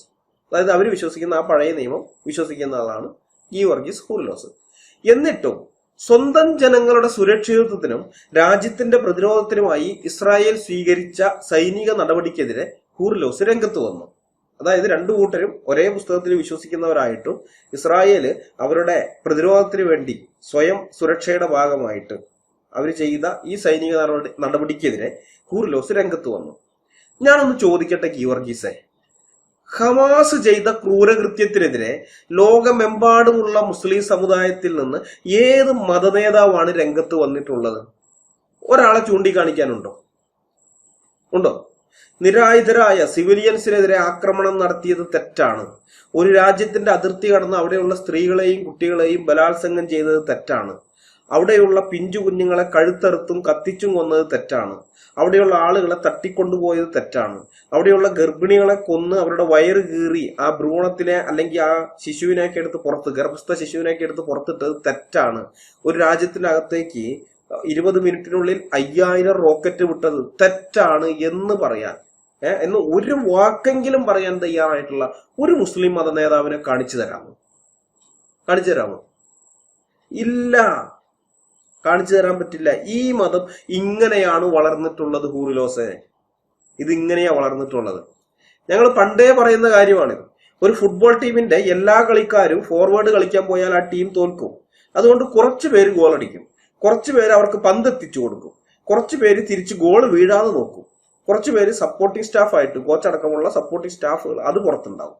പിന്നെ കുറെ പേര് ഇവരെ പ്രോത്സാഹിപ്പിച്ചുകൊണ്ട്, കളിക്കാരെ പ്രോത്സാഹിപ്പിച്ചുകൊണ്ട് ഗ്യാലറിയിൽ ഇരുന്ന് കൈയടിക്കുന്നു ഉണ്ടാകും. ഒരാൾ പോലും പരസ്യമായി ടീമിനെതിരെയോ ടീമിലെ ഏതെങ്കിലും പൊസിഷനിൽ കളിക്കുന്നവർക്കെതിരെയോ സംസാരിക്കില്ല. ടീമിനെ സപ്പോർട്ട് ചെയ്യാണ്. അതുകൊണ്ടാണ് പലസ്തീൻ മുസ്ലിങ്ങൾ നടത്തിയ ഈ കൊടും ക്രൂരതയ്ക്കെതിരെ ലോകത്തെ ഒരൊറ്റ മുസ്ലിം നേതാവ് പോലും വായി തുറക്കാത്തത്.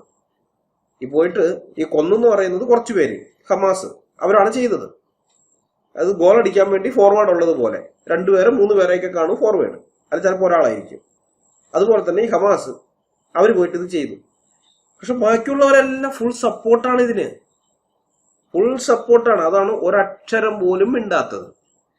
ഈ ഹൂർലോസിനെ പോലെയുള്ള കുലം കുത്തികള് വായ പോയ കോടാലി പോലെ ഇങ്ങനെ അമുസ്ലിങ്ങളെ കൊല്ലുന്ന ഇസ്ലാമികൾക്ക് വേണ്ടി മൂങ്ങിക്കൊണ്ടിരിക്കും. പക്ഷെ ഇസ്ലാമിക പക്ഷത്ത് നമ്മൾ നോക്കിയാൽ മുസ്ലിങ്ങൾ എന്ത് കൊടും ക്രൂരത കാണിച്ചാലും അവരുടെ മതനേതാക്കന്മാരാരും ഈ ചെയ്തത് തെറ്റാണ്, ഇങ്ങനെയല്ല, ഇങ്ങനെയല്ല ചെയ്യേണ്ടത്, ഇത് നമ്മൾ പരിഷ്കൃത ലോകത്താണ് ജീവിക്കുന്നത്, ഈ 21ാം നൂറ്റാണ്ടിൽ ഇങ്ങനെയുള്ള കാര്യങ്ങൾ നിങ്ങൾ ചെയ്യരുതെന്ന് പറയാൻ ഒരൊറ്റ എണ്ണം പോലും വരില്ല. കാരണം ഇവർ ചെയ്യുന്ന കാര്യം നബിചര്യയാണ്. 7ാം നൂറ്റാണ്ടിലെ കാട്ടറബികൾ ചെയ്ത ആ പ്രവൃത്തി അങ്ങനെ തന്നെ ചെയ്യുകയാണ്. അതാണ് ഇവരുടെ പ്രമാണം. അതുകൊണ്ട് ഇവർക്ക് അതിനെതിരെ ഒന്നും മിണ്ടാൻ പറ്റുകയില്ല. മനസ്സിലായോ? സ്വതന്ത്ര പലസ്തീൻ രാഷ്ട്രം ഉണ്ടായാലും ഇവിടെ സമാധാനം ഉണ്ടാകില്ല എന്ന്. ഇവിടെ എന്ന് പറഞ്ഞത് നമ്മുടെ ഇവിടുത്തെ കേരളത്തിലെ കാര്യമല്ല, ആ മേഖലയിൽ, അവിടെ ആ മിഡിൽ ഈസ്റ്റില് സമാധാനം ഉണ്ടാകില്ലെന്ന് ഞാൻ പറഞ്ഞത് മുസ്ലിം നേതാക്കന്മാരുടെ കൊലവിളികളെ കുറിച്ച് അറിയാവുന്നത് കൊണ്ടാണ് കൂറിലോസെ. ഹമാസ് ഇത് വെറുതെ ചെയ്തതൊന്നുമല്ല. അറബ് മുസ്ലിം നേതാക്കന്മാർ കാലം കുറെയായി യഹൂദനെ ആക്രമിച്ചു കൊല്ലാൻ ആഹ്വാനങ്ങൾ കൊടുക്കുന്നു. കുറെ കാലമായിട്ട് യഹൂദനെ കൊല്ലാനുള്ള ആഹ്വാനങ്ങൾ ഇങ്ങനെ വന്നുകൊണ്ടിരിക്കുകയാണ്. യഹൂദന്മാർക്കെതിരെയുള്ള അത്തരം ചില മുസ്ലിം നേതാക്കന്മാരുടെ അത്തരം ചില പ്രസ്താവനകളും ആഹ്വാനങ്ങളും ഞാനിപ്പോ നിങ്ങളുടെ മുമ്പാകെ വെക്കുകയാണ്. ഹമാസിന്റെ മുതിർന്ന നേതാവ് Fathi Hammad 2019 July 14 Gaza Israel അതിർത്തിക്ക് സമീപം ഒരു റാലിയിൽ വെച്ച് ജനക്കൂട്ടത്തിനോട് പറഞ്ഞത് ഇങ്ങനെയാണ്: There are Jews everywhere. എല്ലായിടത്തും യഹൂദന്മാരാണ്, എല്ലായിടത്തും നോക്കിയാലും യഹൂദന്മാരാണ്.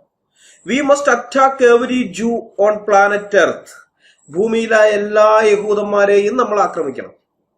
പറയാണ്, ഭൂമിയിലെ എല്ലാ യഹൂദന്മാരെയും നമ്മൾ ആക്രമിക്കണം. പ്രത്യേകിച്ച് ശ്രദ്ധിക്കണേ, ഇസ്രായേലിലുള്ള യഹൂദന്മാരെ ആക്രമിക്കണമെന്നല്ല. കാരണം ഇസ്രായേലിലുള്ള യഹൂദന്മാരാണല്ലോ ഇവരുടെ ഭൂമി പിടിച്ചെടുത്ത്, ഇവരുടെ മണ്ണ് പിടിച്ചെടുത്തും പറഞ്ഞ് ഇവർ കരയുന്നത്. അങ്ങനെയാണെങ്കിൽ ആ മണ്ണ് പിടിച്ചെടുത്ത ആൾക്കാരെയാണ് കൊല്ലേണ്ടത്.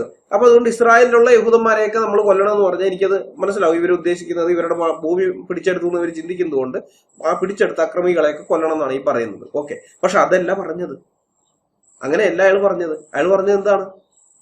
അയാൾ പറയുന്നത് ഭൂമിയിലുള്ള എല്ലാ യഹൂദന്മാരെയും വി മസ്റ്റ് അറ്റാക്ക് എവരി ജൂ ഓൺ ദ പ്ലാനറ്റ് എർത്ത്. ഏതാ പറഞ്ഞത്? ഈ ഭൂമിയിലെ, ഈ ഭൂമി എന്ന് പറയുന്ന ഗ്രഹത്തിനകത്തുള്ള എല്ലാ യഹൂദനെയും കൊല്ലണം. എന്നിട്ട് പറയാണ് we must slaughter and kill them. With Allah's help. അല്ലാഹുവിന്റെ സഹായത്താൽ നമ്മൾ അവരെ കശാപ്പ് ചെയ്യും. നമ്മൾ അവരെ അറുത്തു കൊല്ലണം, കഴുത്തറുത്ത് സ്ലോട്ടർ ചെയ്യണം, നമ്മൾ അവരെ കഴുത്തറുത്ത് കൊല്ലും. ഇതാണ് അയാൾ പറയുന്നത്, കഴുത്തറുത്ത് കൊല്ലും. എന്നിട്ട് അയാൾ പറയുകയാണ്, we will lacerate and tear them to pieces. നമ്മൾ അവരെ അല്ലാഹുവിന്റെ സഹായത്തോടു കൂടി നമ്മൾ എന്ത് ചെയ്യണം, നാം അവരെ കഷ്ണങ്ങളാക്കി വലിച്ചു കീറിക്കളയും. ഇയാള് പറഞ്ഞതാണ്. ഹമാസിന്റെ മുതിർന്ന നേതാവായിരിക്കുന്ന ഈ ഫാത്തി ഹമ്മാദ് ഗാസ ഇസ്രായേൽ അതിർത്തിക്ക് സമീപം ഒരു റാലിയിൽ വെച്ച് 2019 ജൂലൈ 14 നടത്തിയ പ്രസംഗമാണ്. ഇനി വേറൊരാള് ജെറുസലേം ഗ്രാൻഡ് മുഫ്തി ആയിരുന്ന ഹജ്ജ് അമിൻ അൽ ഹുസൈനി. ഇയാളാണ് അഡോൾഫ് ഹിറ്റ്ലർക്ക് യഹൂദന്മാരെ ഉന്മൂലനം ചെയ്യാനുള്ള ഫൈനൽ സൊല്യൂഷൻ ഉപദേശിച്ചു കൊടുത്തതെന്നാണ് പല ചരിത്രകാരന്മാരും വിശ്വസിക്കുന്നത്. പല ചരിത്രകാരന്മാരും പറയുന്നത് ഇയാളാണ് ആ ഐഡിയ ഹിറ്റ്ലറുടെ തലയിൽ കൊടുത്തത്. കാരണം അതുവരേക്കും ഹിറ്റ്ലർ ഈ യഹൂദന്മാരെ യൂറോപ്പിൽ നിന്ന് പലയിടങ്ങളിൽ നിന്ന് യഹൂദന്മാരെ പിടിച്ചുകൊണ്ട് വന്നിട്ട് കോൺസെൻട്രേഷൻ ക്യാമ്പുകളിൽ ഇട്ട് പണിയെടുപ്പിക്കുകയായിരുന്നു അവരെ കൊണ്ട്.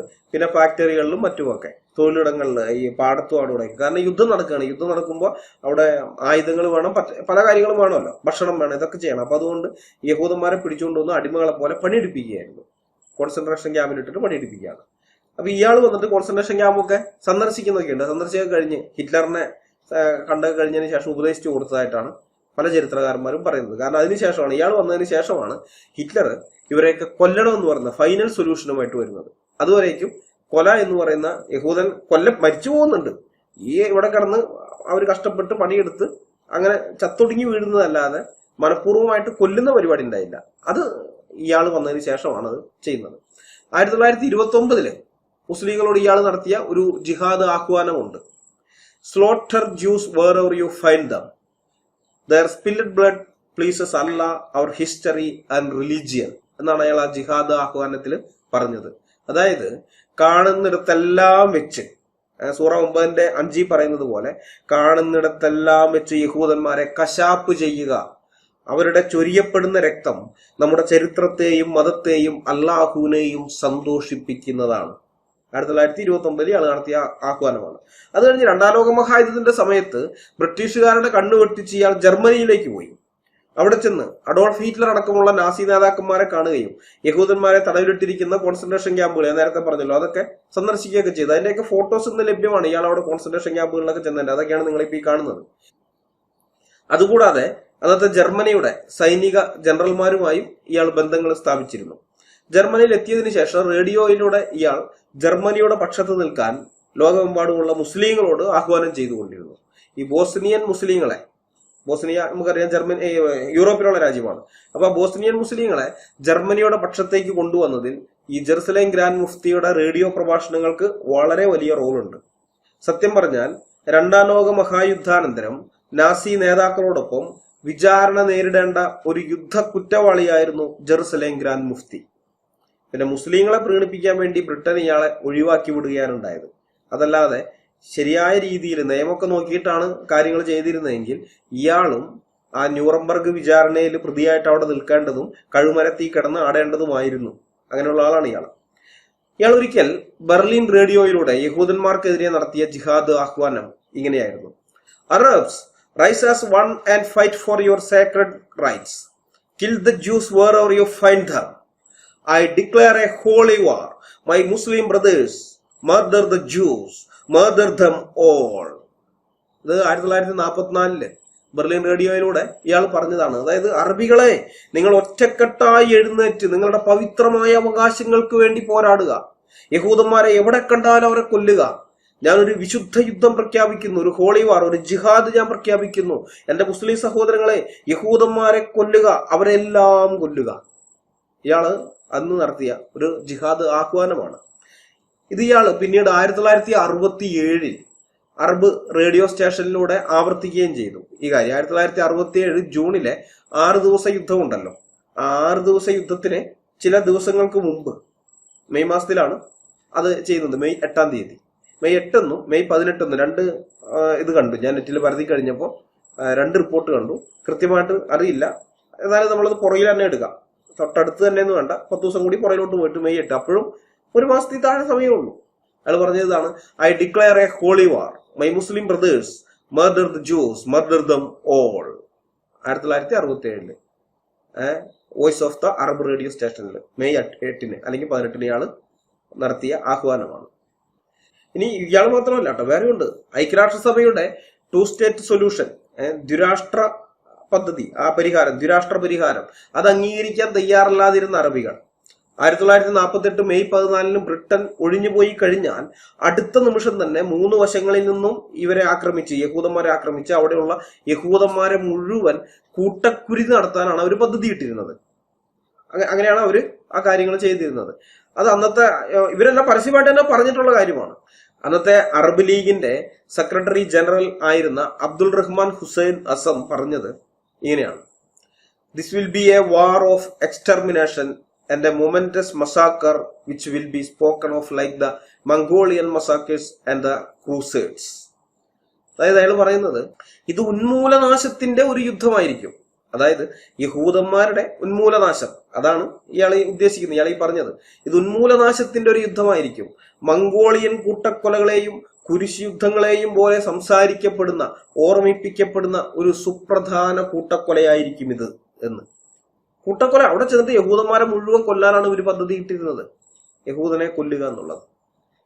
1965 മാർച്ച് മാസത്തിലെ ഈജിപ്ഷ്യൻ പ്രസിഡന്റ് ആയിരുന്ന ഗമാൽ അബ്ദുൽ നാസർ അയാള് പ്രഖ്യാപിച്ചത് ഇങ്ങനെയായിരുന്നു: we shall not enter Palestine with its soil covered in sand, we will enter it with its soil covered saturated in blood. അയാൾ പറഞ്ഞതേ, ഈ മണലിൽ പൊതിഞ്ഞ പലസ്തീന്റെ മണ്ണിലേക്ക് ഞങ്ങൾ പ്രവേശിക്കില്ല, മണൽ നിറഞ്ഞു കിടക്കുന്ന പലസ്തീന്റെ മണ്ണിലേക്കല്ല ഞങ്ങൾ പ്രവേശിക്കുന്നത്, മറിച്ച് രക്തപൂരിതമായ, രക്തം അബ്സോർബ് ചെയ്തിരിക്കുന്ന പലസ്തീന്റെ മണ്ണിലേക്കാണ് ഞങ്ങൾ പ്രവേശിക്കുക എന്നാണ് അയാൾ പറഞ്ഞത്. എന്ന് വെച്ചാൽ യഹൂദനെ മുഴുവൻ കൊല്ലും. 67 ഒരു ആക്രമണം നടത്തുമ്പോൾ ഇവരുടെ ലക്ഷ്യം അതായിരുന്നു. ആക്രമണം നടത്താൻ പറ്റിയില്ല, ഇസ്രായേൽ അത് മുൻകൂട്ടി അറിഞ്ഞിട്ട് തന്നെ അതിന് തടയിട്ടു. പക്ഷെ അതിനു വേണ്ടിയിട്ട് ഇവർ യുദ്ധപ്രഖ്യാപനമൊക്കെ നടത്തിയപ്പോ ഇവര് പ്രതീക്ഷിച്ചത് തന്നെ അവിടെയുള്ള യഹൂദന്മാരെ മുഴുവൻ കൊല്ലുക. അയ്യോ, അന്നത്തെ പല ഇതുകളും വായിക്കണം, രസമാണ്. ഇവര് ഇത്രയധികം യഹൂദന്മാരെ നമ്മൾ കൊന്നു കഴിഞ്ഞാൽ, ലക്ഷക്കണക്കിന് വരുന്ന യഹൂദന്മാരെ കൊന്നു കഴിഞ്ഞാൽ ആ യഹൂദന്മാരുടെ ശവം അത് അവിടെ അങ്ങനെ കിടന്ന് ചീയൊക്കെ ചെയ്തു കഴിഞ്ഞാൽ ഭയങ്കര ബുദ്ധിമുട്ടാണ്. ആ മേഖലയിൽ പിന്നെ പകർച്ചവ്യാധികൾ വരും, പലവിധ രോഗാണുക്കളും മറ്റുമൊക്കെ ആയിട്ട് പല പ്രശ്നങ്ങളൊക്കെ വരും. അപ്പൊ നമ്മൾ എന്ത് ചെയ്യും, എങ്ങനെ? അപ്പൊ കുറെ എണ്ണത്തിനെ കൊണ്ടുപോയി നമുക്ക് മെഡിറ്ററേനിയൻ കടലിൽ തള്ളാം. അവിടെ തൊട്ടടുത്ത് തന്നെ കടൽ തീരമാണല്ലോ ഇത് ഇസ്രായേൽ. അപ്പൊ മെഡിറ്ററേനിയൻ കടലിൽ തള്ളാം. എന്നാലും പ്രശ്നങ്ങളൊക്കെ ഉണ്ടാവും, എല്ലാവരും ഇതൊന്നും തീർപ്പൊന്നുമില്ലല്ലോ. അപ്പൊ എന്ത് ചെയ്യണം? നമുക്ക് അവിടുത്തെ ഗ്രൗണ്ടുകൾ ഉണ്ടല്ലോ, യഹൂദന്മാര് കളിച്ച് നടക്കുന്ന ഗ്രൗണ്ടുകൾ, ആ ഗ്രൗണ്ടുകളും അവരുടെ പൂന്തോട്ടങ്ങൾ അതൊക്കെ നമുക്ക് കുഴിക്കാം. അതൊക്കെ കുഴിച്ച് വലിയ കുഴി എടുത്തിട്ട് അതിനകത്തേക്ക് ഫുള്ള് ഡെഡ് ബോഡികൾ അതിനകത്തിട്ട് നിറച്ച് കൂട്ടമായിട്ട് നമുക്ക് മറവ് ചെയ്യാം. അതൊക്കെയാണ് ഇവര് ചർച്ച ചെയ്തിരുന്നത്.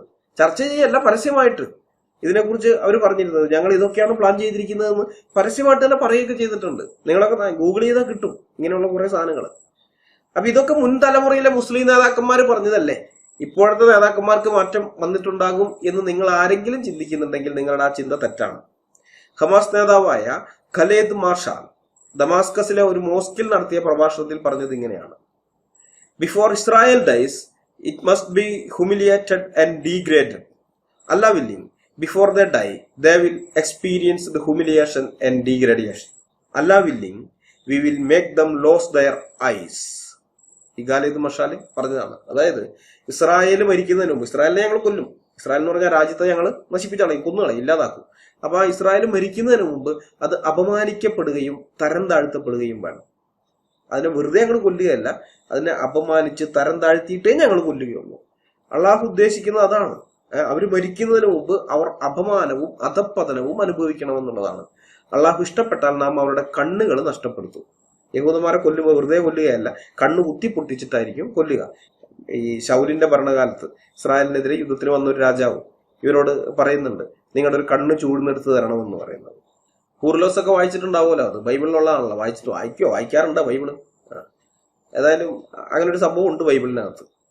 ഞാൻ റെഫറൻസ് ഒന്നും പറയുന്നില്ല, പോയി നോക്കി തപ്പി കണ്ടുപിടിച്ചാൽ മതി. അവർ പറയുന്നത് ഈ കണ്ണ്, നിങ്ങളുടെ വലത് കണ്ണ് ചൂഴ്ന്നെടുത്ത് തരണം. അതെന്തിനാണെന്ന് വെച്ച് കഴിഞ്ഞാൽ ഇടത് അമ്പ് ചെയ്യുന്ന സമയത്ത് ഈ ഒരു കണ്ണ് അടച്ചിട്ട് മറ്റേ കണ്ണിലൂടെയാണ് നോക്കുക. ഇടത് കൈ, സാധാരണഗതിയിൽ നമ്മൾ വലത് കൈമാരാണെങ്കിൽ ഇടത് കയ്യിൽ വില്ല് പിടിക്കും, വലത് കയ്യിൽ അമ്പ് പിടിക്കും. എന്നിട്ട് ഉന്നം നോക്കുന്നത് ഇടത്തെ കണ്ണ് അടച്ചിട്ട് വലത്തെ കണ്ണിലൂടെ നോക്കും. പക്ഷെ ഈ വലത് കണ്ണില്ലെങ്കിൽ, വലത് കണ്ണ് ചൂഴ്ന്നെടുത്ത് പോയി കഴിഞ്ഞാൽ പിന്നെ അങ്ങനെ അമ്പ് ചെയ്യാൻ പറ്റില്ല. പിന്നെ ഈ വലതേ കയ്യിൽ വില്ല് പിടിക്കണം, ഇടത്തെ കയ്യിൽ അമ്പ് ചെയ്തിട്ട് ഇങ്ങനെ പിടിക്കാൻ പറ്റുള്ളൂ. കാരണം ഈ കണ്ണടഞ്ഞിരിക്കണം, അപ്പൊ ഈ കണ്ണിലൂടെ നോക്കിയിട്ട് അമ്പ് ചെയ്യാം. പക്ഷെ പ്രശ്നം എന്താണ്, നമുക്കറിയാം നമ്മൾ വലത് കൈമാരാണ്, നമുക്ക് ഇങ്ങനെ പറ്റുകയുള്ളൂ. ഇത് പറ്റിയില്ല, ഇടത് കൈ കൊണ്ട് ഇത് ചെയ്തു വരാൻ പിന്നെ കാലം കുറേ പിടിക്കും. അപ്പൊ അതിനിടയിൽ പിന്നെയും വന്ന് ഇവരെ ഇടയ്ക്കിടയ്ക്ക് ആക്രമിക്കാം. ഇവരുടെ ഭാഗത്ത് നിന്ന് ഇവരുടെ വില്ലാളികളുടെ ആ വിഭാഗം ഇല്ലാതായി പോകും. അതിനെ നഷ്ടപ്പെടുത്തുക എന്നുള്ള ഉദ്ദേശത്തിലാണ് അത് ചെയ്യുന്നത്, യാബേശ് അത് ആവശ്യപ്പെടുന്നത്. അപ്പൊ അത് തന്നെയാണ് ഇവരും പറയുന്നത്. അത് ഇസ്രായേലിന്റെ മേലൊരു അപമാനമായിട്ടാണ്. ഞങ്ങൾ ഇന്നും നിങ്ങൾക്ക് കീഴടങ്ങി ഇരുന്നോളാം എന്നുള്ളതാണ്. അത് നിങ്ങൾക്ക് എപ്പോൾ വേണം വന്ന് ഞങ്ങൾ ആക്രമിച്ച് കീഴ്പ്പെടുത്താൻ പറ്റുന്ന രീതിയിൽ ഞങ്ങളുടെ ശരീരത്തിനകത്ത് ഒരു അവയം നഷ്ടപ്പെടുത്തി ഞങ്ങൾ നിങ്ങൾക്ക് കീഴടങ്ങി ഇരുന്നോളാം. അതാണ് ഇവൻ ഈ പറയുന്നത്. അള്ളാഹു ഇഷ്ടപ്പെട്ടാൽ നാം അവരുടെ കണ്ണുകൾ നഷ്ടപ്പെടുത്തും എന്ന് പറഞ്ഞത്. ആധുനിക കാലത്തെ ഇവന്മാരുടെ യഹൂദ കൊലവിളികള് പുസ്തകത്തിൽ മാത്രമല്ല, നമുക്ക് വീഡിയോ ആയിട്ടും കിട്ടും. അങ്ങനെ ഒരു ഗുണമുണ്ട്. പണ്ടത്തെ സംഗതികളൊക്കെ പല പുസ്തകങ്ങളൊക്കെ പരിശോധിക്കുമ്പോൾ പുസ്തകത്തിനകത്തൊക്കെയാണ് എടുക്കുന്നത് ഇങ്ങനെയുള്ളത്. ഞാൻ കുറച്ചേ പറഞ്ഞിട്ടുള്ളൂ, ഇനിയുണ്ട്. ഈ മറ്റേ ഫലസ്തീൻ ലിബറേഷൻ ഓർഗനൈസേഷന്റെ നേതാവായിരുന്ന ഒരു കള്ളനുണ്ടായിരുന്നില്ല, യാസർ അറഫാത്ത്. യാസർ അറഫാത്തൊക്കെ ഇതേപോലെയൊക്കെയുള്ള കുറെ കൊലവിളികൾ നടത്തിയിട്ടുള്ളതാണ്. കൊല്ലാനുള്ള ആഹ്വാനം, യഹൂദന്മാരെ കാണുന്നിടത്ത് വെച്ച് കൊല്ലുക. നിങ്ങൾ വീട്ടിനകത്തിരുന്നു, ഇവരില് തോക്കൊക്കെ ഉണ്ടായിരുന്നില്ല, അപ്പൊ വീട്ടിനകത്തിരുന്നു കൊണ്ട് നിങ്ങൾ വഴിയിൽ ഒരു യഹൂദൻ നടന്നു പോകുന്നുണ്ടെങ്കിൽ വീട്ടിന്റെ ഉള്ളിൽ നിന്ന് മറിഞ്ഞിരുന്ന് വെടിവെച്ച് കൊല്ലണമെന്ന് വരെ പറഞ്ഞിട്ടുണ്ട്. അങ്ങനെയൊക്കെ പറഞ്ഞിട്ടുള്ള ആൾക്കാരാണ്. അപ്പൊ ഇത് ഇപ്പോഴത്തെ കാലത്തുള്ളതൊക്കെ നമുക്ക് വീഡിയോ ആയിട്ട് കിട്ടും, പുസ്തകമായിട്ട് മാത്രമല്ല. അതായത് ഒരു വീഡിയോ.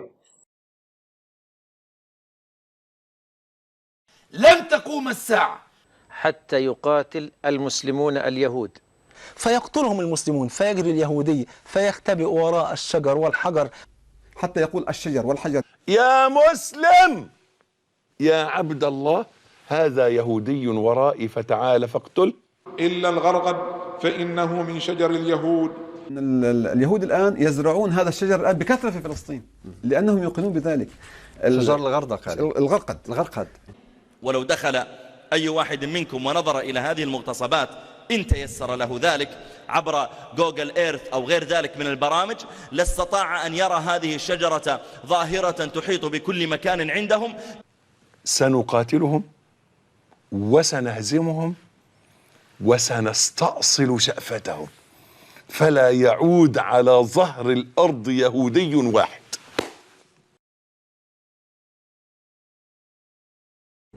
أن النبي الكريم صلى الله عليه وسلم أخبر في هذا الحديث عن محاربة المسلمين لليهود في آخر الزمان وانتصارهم عليه قبل قيام الساعة، فيهزمون حتى يختبئ أحدهم ويختفي وراء الحجر، فيقول الحجر يا مسلم هذا يهودي ورائي فاقتله. يحتمل أن يكون ذلك حقيقة أو مجازا، ويحتمل في الحقيقة أن ينطق الله الحجر والشجر ويقول هذا يهودي اختبأ ورائي تعالى فاقتله. الكائنات كلها ضد هذا الصنف المتعصب المتغطرس الذي احتل بلاد المسلمين وأهان إخواننا في أرض فلسطين. نسأل الله أن يذلهم في الدنيا والآخرة. أن هؤلاء اليهود يقضى عليهم في هذه الحرب ولا تقوم لهم بعد ذلك قائمة. أن نبينا الكريم صلى الله عليه وسلم في غزوة بدر قال لأصحابه حين قام بتربيتهم بترتيبهم وتنظيم صفوفهم إذا أكثبوكم أي دنوا منكم كانوا في مرمى سهامكم فعليكم بالنبل أي ارموهم بالسهام، والمعنى إذا قاربوكم بحيث تنالهم السهام فعليكم أن ترموهم بها. هذا الحديث يدل على التحريض على الرمي والحث عليه بأي وسيلة من الوسائل، سواء كان ذلك بالسهام كما في العصور السالفة أو بالرصاص أو القذائف النارية أو القنابل اليدوية كما في العصر الحديث أو بغيرها، لأن الرمي أحد عناصر القوة التي أمرنا الله عز وجل بها. قال وأعدوا لهم ما استطعتم من قوة ومن رباط الخيل. نسأل الله العظيم رب العرش العظيم أن يوقظ هذه الأمة حتى تعود مرة أخرى إلى مكانها الطبيعي، أن تكون سيدة العالم تحت راية القرآن. اللهم آمين. والذي يحيي الأموات الذي يحيي أهل فلسطين سيحيي أهل العراق وأهل مصر وأهل الشام وأهل باكستان وبنغلاديش، وسيحيي المسلمين في كل أنحاء الأرض، ونحن مؤمنون بهذا. عندها لن يكون اليهود في حساباتنا، فهم أدنى وأقل، هم أدنى وأقل وأخفض وأذل من أن يكونوا في حسابات المسلمين. سوف نحطم رأس أمريكا ورأس الكفار وتفتح روما بإذن الله تعالى. وعد من الله أن هذا الدين ستكون له الغلبة على كل الأديان، على كل المبادئ، على كل الشرائع، حتى تحكم الأرض كلها بشرع الله الذي أتى به خاتم النبيين محمد صلى الله عليه وسلم. قال عليه الصلاة والسلام: تقاتلكم يهود فتقتلونهم، حتى يختبئ اليهودي وراء الحجر والشجر فيقول الحجر والشجر: يا مسلم يا عبد الله، هذا يهودي ورائي فاقتله. إلا شجر الغرقد فإنه من شجر اليهود. في موضوع متداول في السوشيال ميديا عن التطبيع لإسرائيل، تكلمي لي ايش رايك فيه بهالموضوع؟ تخيلي ان دولة الكويت وصفت انها ايقونة في المقاطعة لدولة اسرائيل والتطبيع مع دولة اسرائيل. ليش؟ اسأليني اختي ليش؟ اول شيء احنا كمسلمين ما نعترف بدولة إسرائيل. في يوم من الأيام في آخر الزمان، هذه من علامات الساعة، إن كل المسلمين أنا وإنتي وكلنا راح نحارب اليهود، لدرجة إن كل حجر ينخش وراه يهودي يقول لك أنا يهودي، يقول لك أنا وراي شخص يهودي، عفوا مو أنا يهودي، أنا وراي شخص يهودي. ما عدا شجرة واحدة فقط في العالم كله هي اللي ما راح تنطق أو تعترف على اليهودي اللي خلفه، اسمها شجرة الفرقد. لذلك هم يكثرون من زراعة شجرة الفرقد في كل مكان في العالم، أي مكان يروحونه يحاولون يزرعون هذا النوع من أنواع الشجر. الكيان الصهيوني مرفوض تماما بالنسبة لنا، ولا يمكن نتطبع في يوم من الأيام، لا يمكن نتطبع. أرفض التعامل مع اليهود، وعندما ومش بس اليهود والكيان الصهيوني. والعقوبة نص القانون واضح فيها، العقوبة هني فيها أشغال شاقة مؤقتة مع تكبد كثير من التعويض. نقول أخطر عدوهم اليهود، وكل الآخرين الذين هم أعداء لهذه القضية هم أذناب لليهود الآن، لأن الله بين هذا الموضوع: لتجدن أشد الناس عداوة للذين آمنوا اليهود وما يزالون يقاتلونكم حتى يردونكم عن دينكم إن استطاعوا. آيات كثيرة ذكرت في إفسادهم وفسادهم. إذا أردنا أن حقيقة أن نعيش في أمن وأمان كمسلمين لابد أن نتخلص من هذا العدو. لهذا لو رجعنا حتى للسنة أخلاق آخر الزمن، عندما يقول الشجر والحجر حتى الحجارة سواء نطقا لفظيا أو معنويا تتقزز من هؤلاء، تقول اقتلوا، هيا يهود اقتلوا، يا مسلم يا عبد اقتلوا. بعد قتلهم يعيش المسلمين في عهد عيسى عليه السلام أزهى عصورهم، لأن الأرض تخلصت من يهود. هم اليهود لعنهم الله وغضب عليهم وجعل منهم القردة والخنازير، وتأذن ليبعثن عليهم إلى يوم القيامة من يسومهم سوء العذاب. هم فتنة للمسلمين والمسلمون ضد لهم إلى يوم الدين. وأخبرنا محمد صلى الله عليه وسلم أنهم لا يزالون في نحور المؤمنين حتى ينزل عيسى عليه السلام قبل يوم القيامة، والمسلمون يقتتلون مع اليهود. يبعث الدجال فكل جنوده من اليهود في فلسطين وفي غيرها، هم مساعدوه وهم جيوشه وهم أعوانه، وهمهم الأعظم القضاء على الإسلام، ومنيتهم القضاء على هذا الدين. وينقض المسلمون على اليهود فيقتلونهم ولا يبقون منهم نفسا، حتى أن الحجر والشجر يقول يا مسلم هذا يهودي خلفي تعال فاقتله. اللهم عجل هلاكهم، اللهم احصهم عددا واقتلهم بددا ولا تذر منهم أحدا. لتقاتلن اليهود فلتقتلنهم، قال حتى يختبئ أحدهم وراء الحجر فيقول الحجر والشجر يا عبد الله المسلم. شوف كيف العبارة، يا عبد الله المسلم، مش واحد عادي ولا واحد منافق ولا واحد مطبع، يا عبد الله المسلم هذا يهودي ورائي فاقتله. اللهم اجعلنا من عبادك المجاهدين المرابطين يا رب العالمين. أما أدلة الإجماع فلا خلاف بين المسلمين في كفر اليهود والنصارى، بل لا خلاف بين المسلمين في كفر من لم يعتقد كفر اليهود والنصارى. يعني الشخص الذي يدعي الإسلام ثم يقول أن اليهود والنصارى ليسوا بكافرين فهذا كافر عند جميع المسلمين، إجماع أهل العلم، كافر زنديق، لا تتوقف في تكفيره أبدا، لا تتوقف في تكفيره ولا تخجل من تكفيره، كافر زنديق ما دام يعتقد كفر اليهود والنصارى، كافر خارج من ملة المسلمين، لا يزوج من مسلمة، لا يدفن في مقابر المسلمين، لا تؤكل ذبيحته، لا تقبل شهادته، لا يجرى عليه أي حكم من أحكام المسلمين، خرج من الملة خروجا كاملا بقوله هذا. بالخليفة والخلافة، نسأل الله عز وجل أن يكون ذلك اليوم قريبا. اللهم رد كيد الكافرين اللهم رد كيد الكافرين في نحرهم، اللهم اهلك ملة الكفر أجمعين، اللهم مكنا من رقابهم، اللهم احفظ المسجد الأقصى من كل سوء، اللهم طهره من دنس يهود. آمين آمين.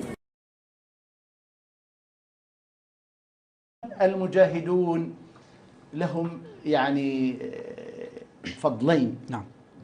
الفضل الأول إنهم في أرض رباط وأرض مباركة، الفضل الثاني إنهم بيجاهدوا في يهود، وقد أخبر النبي صلى الله عليه وسلم أن شهيد أهل الكتاب، الشهيد اللي يقتل على أيدي أهل الكتاب، شهيد بشهيدين، يعني له أجر شهيدين، بعكس الذي يقتل في أي معركة من معارك الكفار. نعم. أهل الكتاب واليهود وهم اليهود، هذه ناحية. الناحية الثانية الله سبحانه وتعالى أخبر عنهم بأنه لعنهم الله وغضب عليهم وجعل منهم القردة والخنازير، فعلى قدر ما يعني يلعن الله وعلى قدر ما يغضب الله من العباد يحب من يناكف ومن يصارع باطل هؤلاء الذين يبغضهم الله سبحانه وتعالى.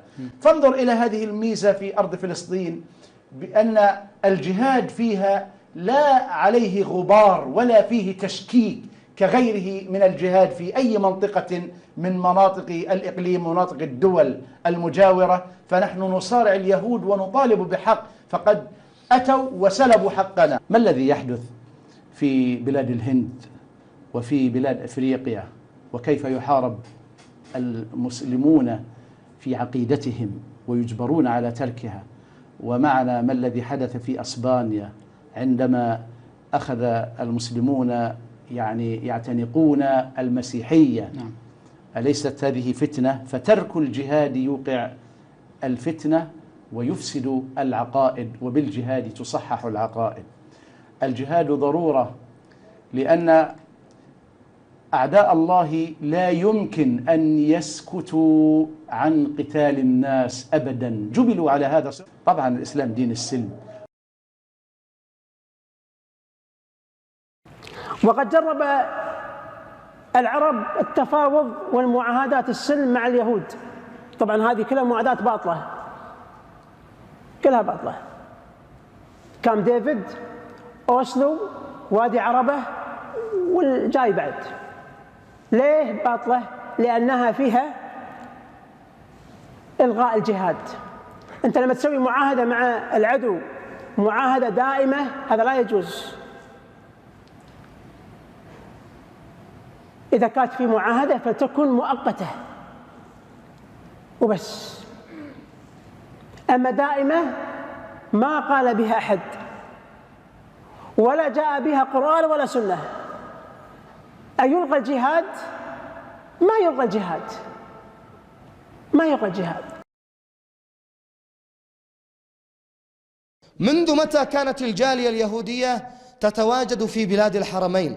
ورسول الله صلوات الله عليه وعلى آله قبل 1400 عام طردهم من جزيرة العرب وقاتلهم ووجه بقتالهم وبطردهم، ويأتي بني سعود ليعيدوهم. الله أكبر. الملك لأمريكا، الملك لإسرائيل، اللعنة على اليهود، النصر للإسلام. الله أكبر. الملك لأمريكا، الملك لإسرائيل، اللعنة على اليهود، النصر للإسلام. الله أكبر. الملك لأمريكا، الملك لإسرائيل، اللعنة على اليهود، النصر للإسلام. قال إننا في ديننا نقول إن من خاصم اليهودي فقد كفر. الله أكبر، لا حول ولا قوة إلا بالله. من خاصم اليهودي فقد كفر. إذن حب اليهود من أركان الإسلام. خصومة اليهود كفر. إن عداوة اليهود من فرائض الدين ومن علامات المؤمنين، والذي لا يعادي اليهود فهو منافق بين النفاق. أليس الله من قال لتجدن أشد الناس عداوة للذين آمنوا اليهود والذين أشركوا؟ فإن كانوا بميزان الله أشد الناس عداوة لنا فهل في خصومتهم كفر؟ يا أيها الرئيس، يا أيها الرئيس، أين تعلمت الإسلام؟ هل تعلمته على مائدة الهباش أم تعلمته قبل ذلك عند يوسي سريد ولا عند يوسي بيلن؟ أين تعلمت الإسلام؟ هل ترى الإسلام ليس له حراس أو هو جثة مقطوع الرأس؟ هذا الإسلام يا عباس لا يموت في قلوب المؤمنين، له حراس وضعهم الله عز وجل، لا يخافونك ولا يخافون الملوك ولا يخافون إلا الله رب العالمين. അപ്പൊ ഈ ജാതി ഡയലോഗും കൊണ്ട് യഹൂദന്റെ അടുത്തേക്ക് ചെന്നാൽ അവരെടുത്ത് പഞ്ഞിക്കിടുമെന്ന് ഞാൻ പ്രത്യേകിച്ച് പറയേണ്ട കാര്യമൊന്നുമില്ലല്ലോ. ഇതാണ് ഇവരുടെ ചിന്താഗതി, ഇതാണ് ഇവരുടെ മനസ്സിലിരിപ്പ്. യഹൂദനോടുള്ള കാര്യത്തിൽ ഇവരുടെ മനസ്സിലിരിപ്പ് ഇതാണ്. ഈ മേഖലയിൽ സമാധാനം വരണമെന്നും സമാധാനത്തോടെ ജീവിക്കണമെന്നുമാണ് ഇസ്രായേലിന്റെ ആഗ്രഹം. ആർക്കും വേണ്ടാതെ വെറുതെ കിടന്ന തരിശു ഭൂമി യഹൂദന്മാര് വില കൊടുത്തു വാങ്ങി താമസം ആരംഭിച്ചപ്പോൾ അന്ധമായ മതവർഗീയതയും യഹൂദ വിദ്വേഷവും കൊണ്ട് മാത്രം അവർക്കെതിരെ തിരിഞ്ഞ പലസ്തീൻ അറബികളും യഹൂദന്മാരെ ഓടിപ്പിച്ചു വിട്ട് അവരുടെ അധ്വാന ഫലം കൈക്കലാക്കാം എന്ന് കരുതിയ മറ്റ് അറബികളും ഒക്കെയാണ് ആരംഭം മുതലേ അവിടെ സമാധാനത്തിന് വിലങ്ങൾ തടിയായിട്ട് നിൽക്കുന്നത്. അല്ലാതെ ഇസ്രായേലല്ല, യഹൂദന്മാരല്ല. അന്ന് കിട്ടിയത് മതി എന്ന് പറഞ്ഞ് സ്വസ്ഥമായി ജീവിക്കാൻ ആഗ്രഹിച്ച ഇസ്രായേലിനോട് അല്പം സഹിഷ്ണുതാ മനോഭാവത്തോടെ ഇവർ ഇടപെട്ടിരുന്നെങ്കിൽ ഇന്നും അവിടെ അഭയാർത്ഥികൾ ഉണ്ടാകുമായിരുന്നില്ല. അത് ചെയ്യേണ്ടതിന് പകരം ഇസ്രായേലിനെ മുച്ചൂടും നശിപ്പിച്ചേ അടങ്ങൂ എന്ന് ശപഥം ചെയ്തു വന്നവരും അവരുടെ പിൻതലമുറക്കാരും ഇപ്പോഴും അനുഭവിക്കുകയാണ്. ഇസ്ലാമിന്റെ അന്ധമായ യഹൂദ വിദ്വേഷം മാറാതെ ഈ മേഖലയിൽ സമാധാനം ഉണ്ടാകുമെന്ന് പ്രതീക്ഷിക്കുന്നതിൽ അർത്ഥമില്ല. മുസ്ലിങ്ങള്, ഇസ്ലാം മതവിശ്വാസികൾ, അവര് ഈ കാട്ടറബി 7-ാം നൂറ്റാണ്ടിലെ കാട്ടറബിയുടെ കിതാബ് അത് വലിച്ചെറിഞ്ഞു കളഞ്ഞിട്ട് 21-ാം നൂറ്റാണ്ടിലെ പരിഷ്കൃത മനുഷ്യന് ചേരുന്ന വിധത്തിൽ ജീവിക്കാൻ ശ്രമിക്കാതെ അവിടെ സമാധാനം ഉണ്ടാകും എന്ന് പ്രതീക്ഷിക്കുന്നതിൽ യാതൊരു അർത്ഥവുമില്ല. ഇസ്രായേൽ 100 വട്ടം അറബികളെ പരാജയപ്പെടുത്തിയാലും അവർ 101-ാം വട്ടം വീണ്ടും വരും, ഉറപ്പാണ്. എന്നാൽ ഇസ്രായേൽ ഒരു വട്ടം പരാജയപ്പെട്ടാൽ അതോടെ തീർന്നു. പിന്നെ ഇസ്രായേൽ അവിടെ ഉണ്ടാവില്ല. അതറിയാവുന്നത് കൊണ്ട് തന്നെ തങ്ങളുടെ പൗരന്മാരെ ആക്രമിച്ചാൽ 1-ന് 10 എന്ന നിരക്കിൽ ഇസ്രായേൽ തിരിച്ചടിക്കും. 10 എന്നല്ല, മുമ്പൊക്കെ 100 ആ ലെവലിലൊക്കെ അടിച്ചിട്ടുണ്ട്, 1-ന് 100 എന്നുള്ളതെല്ലാം അടിച്ചിട്ടുണ്ട്. പിന്നെ ഇതിപ്പോ അത്രയും വരില്ല, കാരണം ഇതിപ്പോ 1000-ലധികം പേര് ഇസ്രായേലിൽ കൊല്ലപ്പെട്ടു. അപ്പൊ 100 എന്നുള്ള കണക്കൊക്കെ വെച്ച് കഴിഞ്ഞാൽ 1,00,000-നും മേലെ അപ്പുറത്ത് കൊല്ലേണ്ടി വരും. അത്രയും കൊല്ലാൻ സാധ്യതയൊന്നുമില്ല. പക്ഷെ അവർ കൊല്ലും, കൊല്ലാതിരിക്കൊന്നുമില്ല. ഹമാസിന്റെ ആളുകളെ മുഴുവൻ അവർ കൊല്ലും, കൊന്നിട്ടേ വിടുകയുള്ളൂ. അത് അവരുടെ നിലനിൽപ്പിന്റെ പ്രശ്നമാണത്. ഞങ്ങളുടെ പൗരന്മാരെ തൊട്ടാൽ, ഞങ്ങളുടെ രാജ്യത്തിന്റെ അതിർത്തിക്കകത്തേക്ക് കടന്നാൽ ഞങ്ങൾ ഇങ്ങനെയായിരിക്കും പെരുമാറുക എന്ന് അവർ കാണിച്ചു കൊടുക്കും. അത് ഭാവിയിലുള്ളവർക്ക് ഒരു പാഠമായിട്ടാണ്. ഭാവിയിൽ ഇങ്ങനെയൊരു കാര്യം ആരെങ്കിലും ചിന്തിക്കാൻ പോലും പാടില്ല. ഗൂഢാലോചനകൾ ഇങ്ങനെ ഒരു കാര്യം ചിന്തിക്കാൻ പോലും പാടില്ല. ആ ലെവലിൽ അവരെ ചെയ്യും. അത് അവരുടെ നിലനിൽപ്പിന് വേണ്ടിയാണ്, നിലനിൽപ്പിന് വേണ്ടി ചെയ്യുന്നതാണ്. അല്ലാതെ അത് ഇസ്രായേലിന്റെ ക്രൂരതയാണ് എന്നൊക്കെ പറയണമെങ്കിൽ നിങ്ങളുടെ ഉള്ളിലൂടെ കൂർലോസെ, നിങ്ങളുടെ ഉള്ളിലൂടെ അന്ധമായ യഹൂദ വിദ്വേഷമാണ് ഒഴുകുന്നത്. നിങ്ങളുടെ സിരകളിലുള്ള ആ രക്തത്തിലൂടെ ഒഴുകുന്നത് അന്ധമായ യഹൂദ വിദ്വേഷമാണ്, ആന്റി സെമിറ്റിസമാണ്. അതുകൊണ്ടാണ് നിങ്ങൾക്ക് ഇത് ഇസ്രായേൽ ചെയ്യുന്നത് ക്രൂരതയാണെന്നൊക്കെ പറയാൻ പറ്റുന്നത്. അതിജീവനത്തിന് വേണ്ടിയുള്ള യഹൂദന്റെ സ്വാഭാവികമായ പ്രതികരണം ഇയാളെ പോലെയുള്ള യഹൂദ വിരോധികൾക്ക് ക്രൂരതയായി തോന്നുന്നതിൽ അത്ഭുതത്തിന് അവകാശമൊന്നുമില്ല. അങ്ങനെ തോന്നിയില്ലെങ്കിലാണ് അത്ഭുതം. ഇന്ന് ലോകത്തിന്റെ സഹതാപം പിടിച്ചു പറ്റാൻ വേണ്ടി പലസ്തീനികൾ എത്ര കിടന്ന് കരഞ്ഞാലും ഞാൻ അതിന് യാതൊരു വിലയും കൊടുക്കുകയില്ല. എന്നെ സംബന്ധിച്ച് ഒരു വിലയും ഞാൻ കൊടുക്കുന്നില്ല. എന്റെയൊക്കെ നാട്ടില് രണ്ടുപേര് തമ്മിൽ എന്തെങ്കിലും പ്രശ്നം ഉണ്ടാവുകയും ആ പ്രശ്നം ഇതൊന്ന് തീർക്കണമല്ലോ, സമാധാനം വേണമല്ലോ, നാട്ടുകാർക്ക് സമാധാനം വേണ്ടേ. അപ്പൊ ആ പ്രശ്നം തീർക്കാൻ വേണ്ടി നാട്ടുകാർ വന്ന് നാട്ടുകാരുടെ മധ്യസ്ഥതയിൽ ഈ പ്രശ്നം അവസാനിപ്പിക്കാനുള്ള ഒരു പരിഹാര മാർഗം പറഞ്ഞു കൊടുക്കുകയും ചെയ്തതിന് ശേഷം, പറഞ്ഞു കൊടുത്ത് ഇങ്ങനെ നിങ്ങൾ ചെയ്യും, പ്രശ്നം പരിഹരിക്കാൻ വേണ്ടി ഇങ്ങനെ ചെയ്യുന്നു പറഞ്ഞതിന് ശേഷം അതിലൊരുത്തൻ നാട്ടുകാർ പറഞ്ഞതനുസരിച്ച്, നാട്ടുകാർ പറഞ്ഞ പരിഹാര മാർഗം അത് എനിക്ക് നഷ്ടമുണ്ടാക്കുന്നതാണ്, എന്നാലും കുഴപ്പമില്ല, സമാധാനം വേണമല്ലോ. അപ്പൊ ഇനിയിപ്പോ ഏതായാലും ഇതൊക്കെ കഴിഞ്ഞാൽ പോട്ടെ, നഷ്ടം സഹിച്ചുകൊണ്ട് തന്നെ ഭാവിയിൽ സ്വസ്ഥമായും സമാധാനമായും ജീവിക്കാൻ വേണ്ടി ഞാൻ നിങ്ങൾ പറഞ്ഞേ കേട്ടോളാം, നിങ്ങൾ പറഞ്ഞ് ഞാൻ അനുസരിച്ചോളാം എന്നൊരാൾ പറയുന്നു. പക്ഷെ മറ്റവൻ നാട്ടുകാരുടെ വാക്കിന് പുല്ല് വില പോലും കൊടുക്കാതെ, നാട്ടുകാർ പറഞ്ഞ ഈ പരിഹാര മാർഗം ഉണ്ടല്ലോ അതിന് പുല്ല് വില പോലും കൊടുക്കാതെ മറ്റവനെ ആക്രമിച്ചു എന്ന് കരുതുക. ഈ ആക്രമിക്കാൻ പോകുമ്പോൾ അവന്റെ വിചാരം മറ്റവൻ ഒരു ശിശുവാണ്, ഒറ്റയടിക്ക് അവനെ താഴെ ഇടാം എന്നൊക്കെ വിചാരിച്ചിട്ടാണ് ചെല്ലുന്നത്. നാട്ടുകാരുടെ വാക്കൊന്നും കേൾക്കാതെ അവൻ അടിക്കാൻ പോകുന്നത്. പക്ഷെ അവന്റെ പ്രതീക്ഷകളെ അസ്ഥാനത്താക്കിക്കൊണ്ട് ഈ ആക്രമിക്കപ്പെട്ടവൻ അതിശക്തമായിട്ട് തിരിച്ചടിക്കുകയും ഈ ആക്രമിക്കാൻ വന്നവനെ പന്ത് തട്ടുന്നത് പോലെ തട്ടുകയും ചെയ്തു എന്ന് വെച്ചോ. അപ്പോഴും എന്റെ നാട്ടുകാർ മുഴുവൻ സപ്പോർട്ട് ചെയ്യുന്നത് ആരെയായിരിക്കും എന്ന് അറിയാമോ? ഇപ്പൊ അടി കൊണ്ട് മോങ്ങുന്നവനെ ആയിരിക്കില്ല, പന്ത് തട്ടുന്നത് പോലെ ആ തട്ടി തട്ടി തട്ടി ഇങ്ങനെ തെറിച്ചു പോകുന്നുണ്ടല്ല, അവനെ ആയിരിക്കില്ല സപ്പോർട്ട് ചെയ്യാൻ, അടിച്ചുകൊണ്ടിരിക്കുന്നവനെ ആയിരിക്കും. കാരണം നീതിയുക്തമായ വിധത്തിൽ ഒരിക്കൽ നാട്ടുകാർ ഒരു പരിഹാരമാർഗം നിർദ്ദേശിക്കുകയും തനിക്ക് നഷ്ടമാണെന്നറിഞ്ഞിട്ടും ഇപ്പോൾ അടിച്ചുകൊണ്ടിരിക്കുന്നവൻ ആ പരിഹാരമാർഗത്തെ അംഗീകരിക്കുകയും ചെയ്ത് അവന്റെ പാട്ടിന് പോയവനാണ്. നാട്ടുകാരുടെ അഭിപ്രായത്തിന് വില കൊടുക്കാതെ മറ്റവനെ ഞാൻ ഇപ്പൊ തട്ടിക്കളയുമെന്ന് പറഞ്ഞ് ചെന്നവൻ, അങ്ങനെയൊക്കെ പറഞ്ഞ് വലിയ കാര്യത്തിൽ അങ്ങോട്ട് പോയവൻ ഇപ്പതേ അടി കൊണ്ട് കരഞ്ഞ് നാട്ടുകാരോട് രക്ഷിക്കാൻ പറഞ്ഞാൽ, എന്ന് വെച്ചാൽ save Gaza, save Gaza, save Palestine, save save, എന്നെ ആരെങ്കിലും സേവ് എന്നൊക്കെ കിടന്ന് കരഞ്ഞാൽ അവന്റെ അഭ്യർത്ഥന കേൾക്കാൻ മാത്രം മണ്ടന്മാരല്ല എന്റെ നാട്ടുകാര്. മനസ്സിലായോ? അവസാനം നാട്ടുകാർ ഇപ്പൊ ഇടപെട്ടെന്ന് വെച്ചോ. ഇതിനകത്ത് ഇനി ഇടപെടുന്നുണ്ടെങ്കിൽ തന്നെ അത് ഈ അടി കൊള്ളുന്നവനോടുള്ള സഹതാപം കൊണ്ടായിരിക്കില്ല. അവൻ അടികൊണ്ട് ചത്താൽ ഈ അടിച്ചുകൊണ്ടിരിക്കുന്നവൻ ജയിലിൽ പോകേണ്ടി വരുമല്ലോ എന്നോർത്ത് അയാളോടുള്ള സ്നേഹം കൊണ്ടായിരിക്കും അവർ ഇടപെടുക. എന്റെ നാട്ടിലത്തെ കാര്യമൊക്കെ ഞാൻ പറഞ്ഞു, എന്റെ നാട്ടിലെ നീതിബോധമുള്ള മനുഷ്യർ ചെയ്യുന്നത് ഇങ്ങനെയാണ്. ഈ ഉദാഹരണത്തിൽ നിന്ന് കൂർലോസിന് കാര്യങ്ങൾ വ്യക്തമായിട്ടുണ്ടാവുമെന്ന് ഞാൻ പ്രതീക്ഷിക്കുന്നു. മനസ്സിലായോ? ഇവരോടൊന്നും എനിക്ക് ഒരു സഹതാപവും തോന്നുന്നില്ല എന്ന് ഞാൻ പറഞ്ഞതിന്റെ കാരണം ഇതാണ്. യഹൂദൻ ഇവിടെ ധാരാളം അന്യായങ്ങൾ അനുഭവിച്ചിട്ടുണ്ട്, ധാരാളം അന്യായം യഹൂദൻ അനുഭവിച്ചിട്ടുള്ളതാണ്. ബ്രിട്ടന്റെ കയ്യിൽ നിന്ന് ധാരാളം അന്യായം അനുഭവിച്ചിട്ടുണ്ട് ബ്രിട്ടീഷുകാർ ഭരിക്കുന്ന സമയത്ത്. നമ്മൾ കഴിഞ്ഞ വീഡിയോയിൽ കണ്ടു, വളരെ വിസ്തൃതമായിരിക്കുന്ന ആ ഭൂപ്രദേശത്ത് അതിന്റെ 77% വരുന്ന ഭൂമി മുസ്ലിങ്ങൾക്കായിട്ട് അങ്ങോട്ട് കൊടുത്തു. ട്രാൻസ്ജോർദാൻ എന്ന് പറഞ്ഞ ഒരു രാജ്യം ഉണ്ടാക്കി അങ്ങോട്ട് കൊടുത്തു. അപ്പൊ ബാക്കിയുള്ളതെങ്കിലും യഹൂദന് കൊടുക്കേണ്ടതായിരുന്നു, യഹൂദ രാജ്യമായിട്ട് പ്രഖ്യാപിക്കണം, അത് ചെയ്തില്ല. പിന്നെ ബാക്കിയുള്ള 23% ഭൂമി ഉണ്ടല്ലോ അത് പിന്നെയും വിഭജിക്കാൻ പറഞ്ഞു. അപ്പോഴും യഹൂദൻ ഓക്കെ സമ്മതിച്ചു, അത് വിഭജിച്ച് അതിനകത്തുള്ള ആ രാജ്യത്ത് ഞങ്ങൾ താമസിച്ചോളാം എന്ന് പറഞ്ഞു. അപ്പോഴെങ്കിലും അല്പം ഒരു മനസാക്ഷിയോടുകൂടെ എന്നാ ശരി അവൻ അവിടെ എവിടെയെങ്കിലും താമസിക്കട്ടെ എന്നും പറഞ്ഞ് വിട്ടുകളയണ്ടേ? ഇല്ല, അത് ചെയ്തില്ല.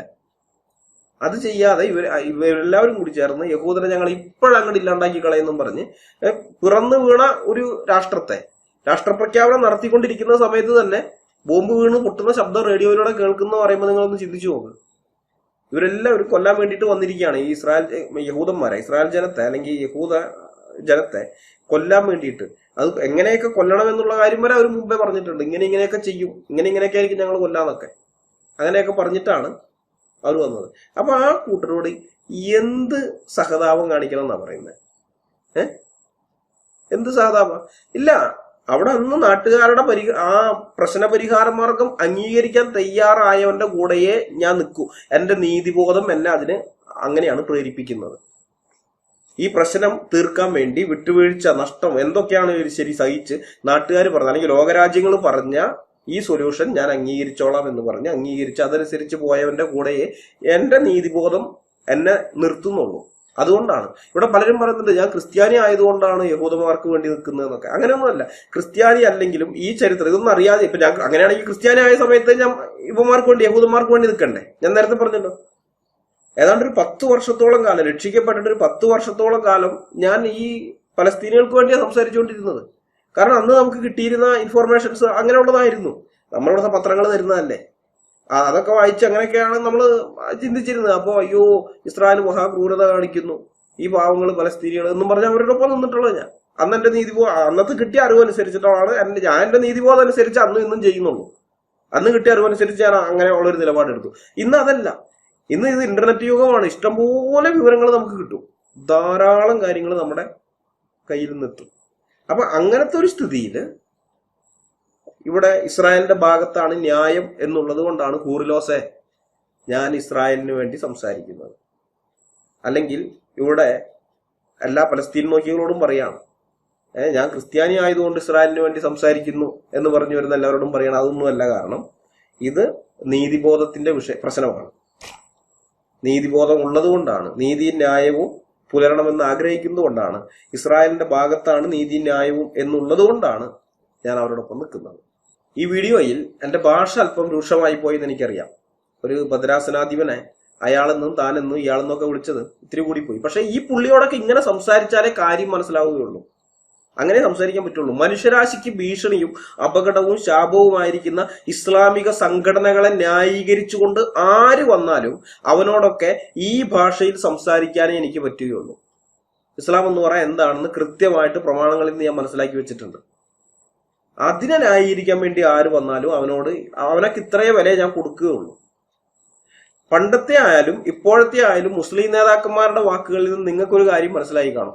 അവർക്കാർക്കും യഹൂദന്മാരോടൊപ്പം സമാധാനപരമായ ഒരു സഹവർത്തിത്വത്തിന് യാതൊരു താല്പര്യവുമില്ല. അവരുടെ താല്പര്യമില്ല. യഹൂദന്റെ ഉന്മൂലനം മാത്രമാണ് അവരുടെ അജണ്ടയിലുള്ളത്. ഇസ്രായേലിലെ യഹൂദന്മാരെ മാത്രമല്ല, ലോകത്തിന്റെ ഏതു കോണിലുള്ള യഹൂദനെയും ഉന്മൂലനം ചെയ്യുക എന്നുള്ളതാണ് അവരുടെ ലക്ഷ്യം. അതുകൊണ്ട് തന്നെ അവസാനത്തെ യഹൂദനും ഈ ഭൂമിയിൽ ജീവിച്ചിരിക്കുന്നിടത്തോളം കാലം ഒരു മുസ്ലിമിനും സ്വസ്ഥതയും സമാധാനവും ഉണ്ടാവുകയില്ല. മുസ്ലിങ്ങൾക്ക് സ്വസ്ഥതയും സമാധാനവും ഉണ്ടാകാൻ വേണ്ടി യഹൂദന്മാരെ മുഴുവൻ ഉന്മൂലനം ചെയ്താൽ മുസ്ലിങ്ങൾക്ക് സ്വസ്ഥതയും സമാധാനവും കിട്ടുമോ? ഇല്ല. കാരണം കിതാബിൽ എഴുതി വച്ചിരിക്കുന്നതും ഇവരുടെ പ്രവാചകൻ പഠിപ്പിച്ചിരിക്കുന്നതുമായ കാര്യം യഹൂദനെ മാത്രമല്ല ക്രിസ്ത്യാനിയെയും ശത്രുവായി കാണണമെന്നാണ്. ക്രിസ്ത്യാനിയെയും ശത്രുവായി കാണണം. അപ്പൊ യഹൂദനെ പോലെ തന്നെ യഹൂദന്റെ പ്രശ്നം തീർന്നു കഴിയുമ്പോൾ അടുത്ത പ്രശ്നം ക്രിസ്ത്യാനികൾ ഉണ്ടല്ലോ ഇവിടെ. പിന്നെ ക്രിസ്ത്യൻ വിരോധമാണ്. ഇപ്പൊ അത് പുറത്തെടുക്കാതിരിക്കുന്നതിന്റെ കാരണം ക്രിസ്ത്യാനികളുടെ കൈവശം ആയുധങ്ങളൊക്കെ ഉള്ളത് കൊണ്ടാണ്. ക്രിസ്ത്യൻ രാജ്യങ്ങളുടെ കൈവശം നല്ല ആയുധങ്ങളൊക്കെ ഉള്ളത് കൊണ്ടാണ്. പണ്ടതൊന്നും ആയിരുന്നില്ല. ഇവർ യൂറോപ്പിലേക്കൊക്കെ നടത്തിയ പടയോട്ടങ്ങള്, അവിടെ ചെയ്തു കൂട്ടിയ അതിക്രമങ്ങള്, കൊള്ളരുതായ്മകള്, ചരിത്രബോധമുള്ളവർക്ക് അതൊക്കെ അറിയാം. എത്രമാത്രം ആക്രമണങ്ങളാണ് അന്നത്തെ ഈ ക്രൈസ്തവ യൂറോപ്പ് നേരിട്ടെന്നുള്ളത്. അങ്ങനെയൊക്കെ ഉള്ളതാണ്. ഇനി ക്രിസ്ത്യാനിയുടെ അങ്ങനെയാണ് ക്രിസ്ത്യാനിയെ തീർത്തുന്നു വെച്ചോ, മുസ്ലിങ്ങൾക്ക് ഈ സമാധാനവും സ്വസ്ഥതയും കിട്ടാൻ വേണ്ടി ക്രിസ്ത്യാനികളെ ഇല്ലാതാക്കി തീർത്തുന്നു വെച്ചോ, അപ്പോഴും ഇവർക്ക് സ്വസ്ഥതയും സമാധാനം കിട്ടുമോ? ഇല്ല. കാരണം എന്താ? ബഹുദൈവ വിശ്വാസികളെയും ശത്രുവായി കാണണം. ഈ ക്രിസ്ത്യാനിയെ പോലെ യഹൂദനെ പോലെ തന്നെ കാണണമെന്നാണ് ബഹുദൈവ വിശ്വാസികളുടെ കാര്യത്തില്. അപ്പൊ ഹിന്ദുക്കളുടെ അല്ലെങ്കിൽ അതുപോലെയുള്ള ആളുകള് അവരൊരു പ്രശ്നമാണ്. അപ്പോഴും ഇവന്റെ സമാധാനവും സ്വസ്ഥതയും പോയി. ശരി, ഇവന് സ്വസ്ഥതയും സമാധാനം ഉണ്ടാകാൻ വേണ്ടിയിട്ട് ഇനി ബഹുദൈവ വിശ്വാസികളെയും ഇല്ലാതാക്കിയെന്ന് വെച്ചോ, ഇല്ല, അപ്പോഴും പ്രശ്നമാണ്. ഏതാണ്? അവിടെ ബഹുദൈവ വിശ്വാസികളല്ലാത്ത അല്ലെങ്കിൽ ദൈവവിശ്വാസികളെ അല്ലാത്ത നിരീശ്വരവാദ മതക്കാരൊക്കെ അങ്ങനെയുള്ള കുറെ ഉണ്ട്. പ്രകൃതി ദൈവ മതക്കാര്, പിന്നെ ബുദ്ധമതം പോലെയൊക്കെയുള്ള ജൈനമതം പോലെയൊക്കെയുള്ള ഒരു ദൈവത്തിലും വിശ്വസിക്കാത്ത അങ്ങനെയുള്ള ആളുകളുണ്ട്. അതും ഇവർക്ക് പ്രശ്നമാണ്. നിരീശ്വരവാദികളുടെ കാറ്റഗറി വരുന്നതാണ്. നിരീശ്വരവാദികൾ എന്ന് പറഞ്ഞു കഴിഞ്ഞാൽ കൊല്ലപ്പെടേണ്ടവരാണ്. അപ്പൊ പിന്നെ ഇവർക്ക് മുസ്ലിങ്ങൾക്ക് സ്വസ്ഥതയും സമാധാനവും കിട്ടണമെങ്കിൽ അവരും പോകണം. ചുരുക്കി പറഞ്ഞ മുസ്ലിങ്ങൾ അല്ലാത്ത എല്ലാവരുടെയും ഉന്മൂലനത്തിലൂടെ മാത്രമേ ഒരു മുസ്ലിമിന് സ്വസ്ഥതയും സമാധാനവും അല്പമെങ്കിലും കിട്ടുകയുള്ളൂ. പൂർണ്ണമായും കിട്ടില്ല, ഇത്തിരി കിട്ടുള്ളൂ. കാരണം എന്താ വെച്ച് കഴിഞ്ഞാല് ഷിയാക്കളുള്ള കാലത്തോളം സുന്നികൾക്കോ, സുന്നികളുള്ള കാലത്തോളം ഷിയാക്കൾക്കോ സ്വസ്ഥതയും സമാധാനവും ഉണ്ടാകില്ല. ഇനിയിപ്പോ ഷിയാക്കളെ അങ്ങോട്ട് കളഞ്ഞെന്ന് വെച്ചോ, ഷിയാക്കൾ ഇനി വേണ്ടാന്ന് വെച്ചാൽ അന്നേരം ഉണ്ടാകുന്ന സുന്നികൾക്കകത്ത് തന്നെ വേറെ കുറെ ടീം വഹാബികളും അതും ഇതൊന്നും പറഞ്ഞിട്ട് കുറെ ഉണ്ടല്ലോ. ഇവറ്റകളുള്ള കാലത്തോളം നമ്മുടെ കേരളത്തിലേക്കൊക്കെ വന്നാൽ നമുക്കറിയാം കാന്തപുരം ഗ്രൂപ്പ്, EK ഗ്രൂപ്പ്, അങ്ങനെ പറഞ്ഞിട്ട് കുറെ എണ്ണം, സമസ്ത, അത് ഇത് കുന്നം കുടച്ചക്രം കുറെ ഉണ്ട്. ഇത് ഇവർക്ക് സ്വസ്ഥത സമാധാനം ഉണ്ടാവില്ല, മനസ്സിലായ? ഉണ്ടാവുകയില്ല. മിഡിൽ ഈസ്റ്റിലെ ഇസ്രായേൽ എന്ന് പറയുന്ന ആ കുറച്ച് ഭൂമി മാത്രമല്ല ഇവർ ലക്ഷ്യമിടുന്നത്, ഭൂമി എന്ന ഈ ഗ്രഹം മുഴുവനുമാണ്. ഹമാസ് സ്ഥാപക നേതാവും മുൻ വിദേശകാര്യമന്ത്രിയുമായിരുന്നു മഹ്മൂദ് അൽ സഹർ പറഞ്ഞത് നമ്മൾ കേട്ടല്ലോ. ഇസ്രായേൽ അവരുടെ ആദ്യ ലക്ഷ്യം മാത്രമാണ്. അവരുടെ യഥാർത്ഥ ലക്ഷ്യം പ്ലാനറ്റ് എർത്ത്, ഭൂമി എന്ന ഈ ഗ്രഹം മുഴുവനുമാണ്. ഹൂറികളെ സ്വപ്നം കണ്ടുകൊണ്ട് നടക്കുന്ന ക്രിസ്ത്യൻ നാമധാരികള് അവരെ സപ്പോർട്ട് ചെയ്യുമായിരിക്കും, സപ്പോർട്ട് ചെയ്തോട്ടെ. പക്ഷെ ഞങ്ങളെപ്പോലെ കുറച്ചുപേര് ഇവിടെയുണ്ട്. ഞങ്ങളുടെ ദൈവത്തിന്റെ കൃപ കൊണ്ട് അവസാന ശ്വാസം വരെ ഞങ്ങൾ അവർക്കെതിരെ പൊരുതും. ഇസ്രായേൽ ചെയ്യുന്നത് പോലെ ആയുധമെടുത്തല്ല, ആശയതലത്തിൽ ഞങ്ങൾ പൊരുതും, ഉറപ്പാണ്. അതിലൊരു വിട്ടുവീഴ്ചയില്ല. അന്നേരം 10 വോട്ടിന് വേണ്ടിയോ ഈന്തപ്പഴത്തിനും ഫ്ലൈറ്റ് ടിക്കറ്റിനും വേണ്ടിയോ ആരൊക്കെ ഇവന്മാരെ അനുകൂലിച്ചു വരുന്നുവോ അവരെയും ഞങ്ങൾ എക്സ്പോസ് ചെയ്യും. അക്കാര്യത്തിൽ ഒരു ഭയവും ഞങ്ങൾ കാണിക്കില്ല, ഒരു ഭയവും. കാരണം ഞങ്ങൾക്ക് ശേഷം പ്രളയം എന്നുള്ള ചിന്തയൊന്നും ഞങ്ങൾക്കില്ല. ഞങ്ങൾ മരിച്ചു കഴിഞ്ഞാലും ലോകം മുന്നോട്ട് പോകും. ഞങ്ങൾ മരിച്ചു കഴിഞ്ഞാലും ഞങ്ങളുടെ സഹോദരന്മാര്, ഞങ്ങളുടെ മക്കള്, അവരൊക്കെ ഇവിടെ ജീവിക്കാനുള്ളവരാ. ഞങ്ങൾക്ക് ശേഷം ഞങ്ങളുടെ മക്കളും അവർക്ക് ശേഷം അവരുടെ മക്കളും ഈ ഭൂമിയിൽ ജീവിച്ചിരിക്കേണ്ടതാണ്. അവർക്ക് ആരുടെ മുമ്പിലും തല കുനിക്കാതെ ജീവിക്കാൻ പറ്റുന്ന, അവരെന്താണോ വിശ്വസിക്കുന്നത് അവരുടെ വിശ്വാസത്തിൽ ജീവിക്കാൻ പറ്റുന്ന ഒരു ലോകം ഉണ്ടാക്കാൻ വേണ്ടി ഞങ്ങളാൽ കഴിയുന്നത് ഞങ്ങൾ ചെയ്യും. അത് ചെയ്യണം. കാരണം അത് അടുത്ത തലമുറയോടുള്ള ഞങ്ങളുടെ ബാധ്യതയാണ് അങ്ങനെ ചെയ്യേണ്ടത്. ആ ബാധ്യത ഞങ്ങൾ നിറവേറ്റും. അങ്ങനെ ആ ഒരു ബാധ്യത നിറവേറ്റാൻ ഞങ്ങളുടെ ദൈവം ഞങ്ങളെ സഹായിക്കുകയും ചെയ്യും. ഞങ്ങൾക്കതറിയാം. ഞങ്ങൾ ദൈവത്തിൽ ആശ്രയിച്ചിട്ട് തന്നെയാണ് നിൽക്കുന്നത്. അല്ലെങ്കിൽ ഇതൊക്കെ ഞങ്ങളൊക്കെ എന്നേ ഇല്ലാതായി പോകേണ്ടതാണ്. ചോദ്യപേപ്പറിനകത്ത് മുഹമ്മദ് എന്നൊരു പേര് എഴുതിയതിന്റെ പേരിൽ ഒരു അധ്യാപകന്റെ കയ്യും കാലും വെട്ടിയ സ്ഥലമാണ് ഈ കേരളം. ആ കേരളത്തിനകത്ത് നിന്നുകൊണ്ടാണ് ഞങ്ങൾ ഇത് പറഞ്ഞിട്ട് ഇങ്ങനെ ഇവിടെ നടക്കുന്നത്. ഞങ്ങൾക്കൊന്നും പറ്റിയിട്ടില്ല ഇന്നുവരേക്കും. കാരണം ഞങ്ങളുടെ ദൈവം ഞങ്ങളെ സഹായിക്കാനുണ്ട്, അത് ഞങ്ങൾക്കറിയാം. ആ ദൈവത്തിൽ ആശ്രയിച്ച് ആ ദൈവത്തിന്റെ സഹായം ദൈവത്തിൽ നിന്ന് കിട്ടുന്നു, അതിന്റെ ആ പിൻബലത്തിലാണ് ഞങ്ങൾ പോകുന്നത്. ദൈവം ഞങ്ങളെ സഹായിക്കും. ഞങ്ങൾ അതുകൊണ്ട് ഇതിനെതിരെ ഞങ്ങൾ അവസാന ശ്വാസം വരെ പൊരുതും. അതിനെതിരെ ആര് വന്നാലും, പ്രത്യേകിച്ച് ഈ ക്രിസ്ത്യൻ നാമധാരികളായിരിക്കുന്ന ആൾക്കാർ വന്നു കഴിഞ്ഞാൽ അതിരൂക്ഷമായ ഭാഷയിൽ തന്നെ ആയിരിക്കും ഞങ്ങൾ അവരെ എക്സ്പോസ് ചെയ്യുക. ബാക്കിയുള്ളവരെ പിന്നെ അവരെ അറിവില്ലാത്തതുകൊണ്ടാണെന്നൊക്കെ പറയാം. ഇവിടെ ക്രിസ്ത്യാനിയാണെന്ന് പറയുന്നവൻ അവന്റെ കൈവശം സത്യം ഇരിക്കെ, പുസ്തകം ഇരിക്കെ, ദൈവത്തിന്റെ വചനം ഇരിക്കെ, അതൊന്നും നോക്കാതെ അതിനെതിരായിട്ട് ഈ 7-ാം നൂറ്റാണ്ടിലെ കാട്ടറബി ഉണ്ടാക്കിയിരിക്കുന്ന ഈ പിശാചിന്റെ വചനങ്ങൾ, ആ കള്ളപ്രവചനം, ആ സാധനം അതനുസരിച്ച് ജീവിക്കുന്നവരെ സപ്പോർട്ട് ചെയ്തുകൊണ്ട് വന്നാൽ രൂക്ഷമായ ഭാഷയിൽ ഞങ്ങൾ പ്രതികരിക്കാതിരിക്കുകയില്ല. അങ്ങനെ ആരും വ്യാമോഹിക്കേണ്ട. ഈ വീഡിയോ ഞാനിവിടെ അവസാനിപ്പിക്കുകയാണ്. അടുത്ത വീഡിയോയുമായി വരുന്നത് വരെ നമ്മളെല്ലാവരെയും കർത്താവായ യേശു ക്രിസ്തു കാത്തു സൂക്ഷിക്കുമാറാകട്ടെ. അവിടുത്തെ വിലയേറിയ നാമം മാത്രം എന്നും എന്നേക്കും വാഴ്ത്തപ്പെടട്ടെ. ആമേൻ.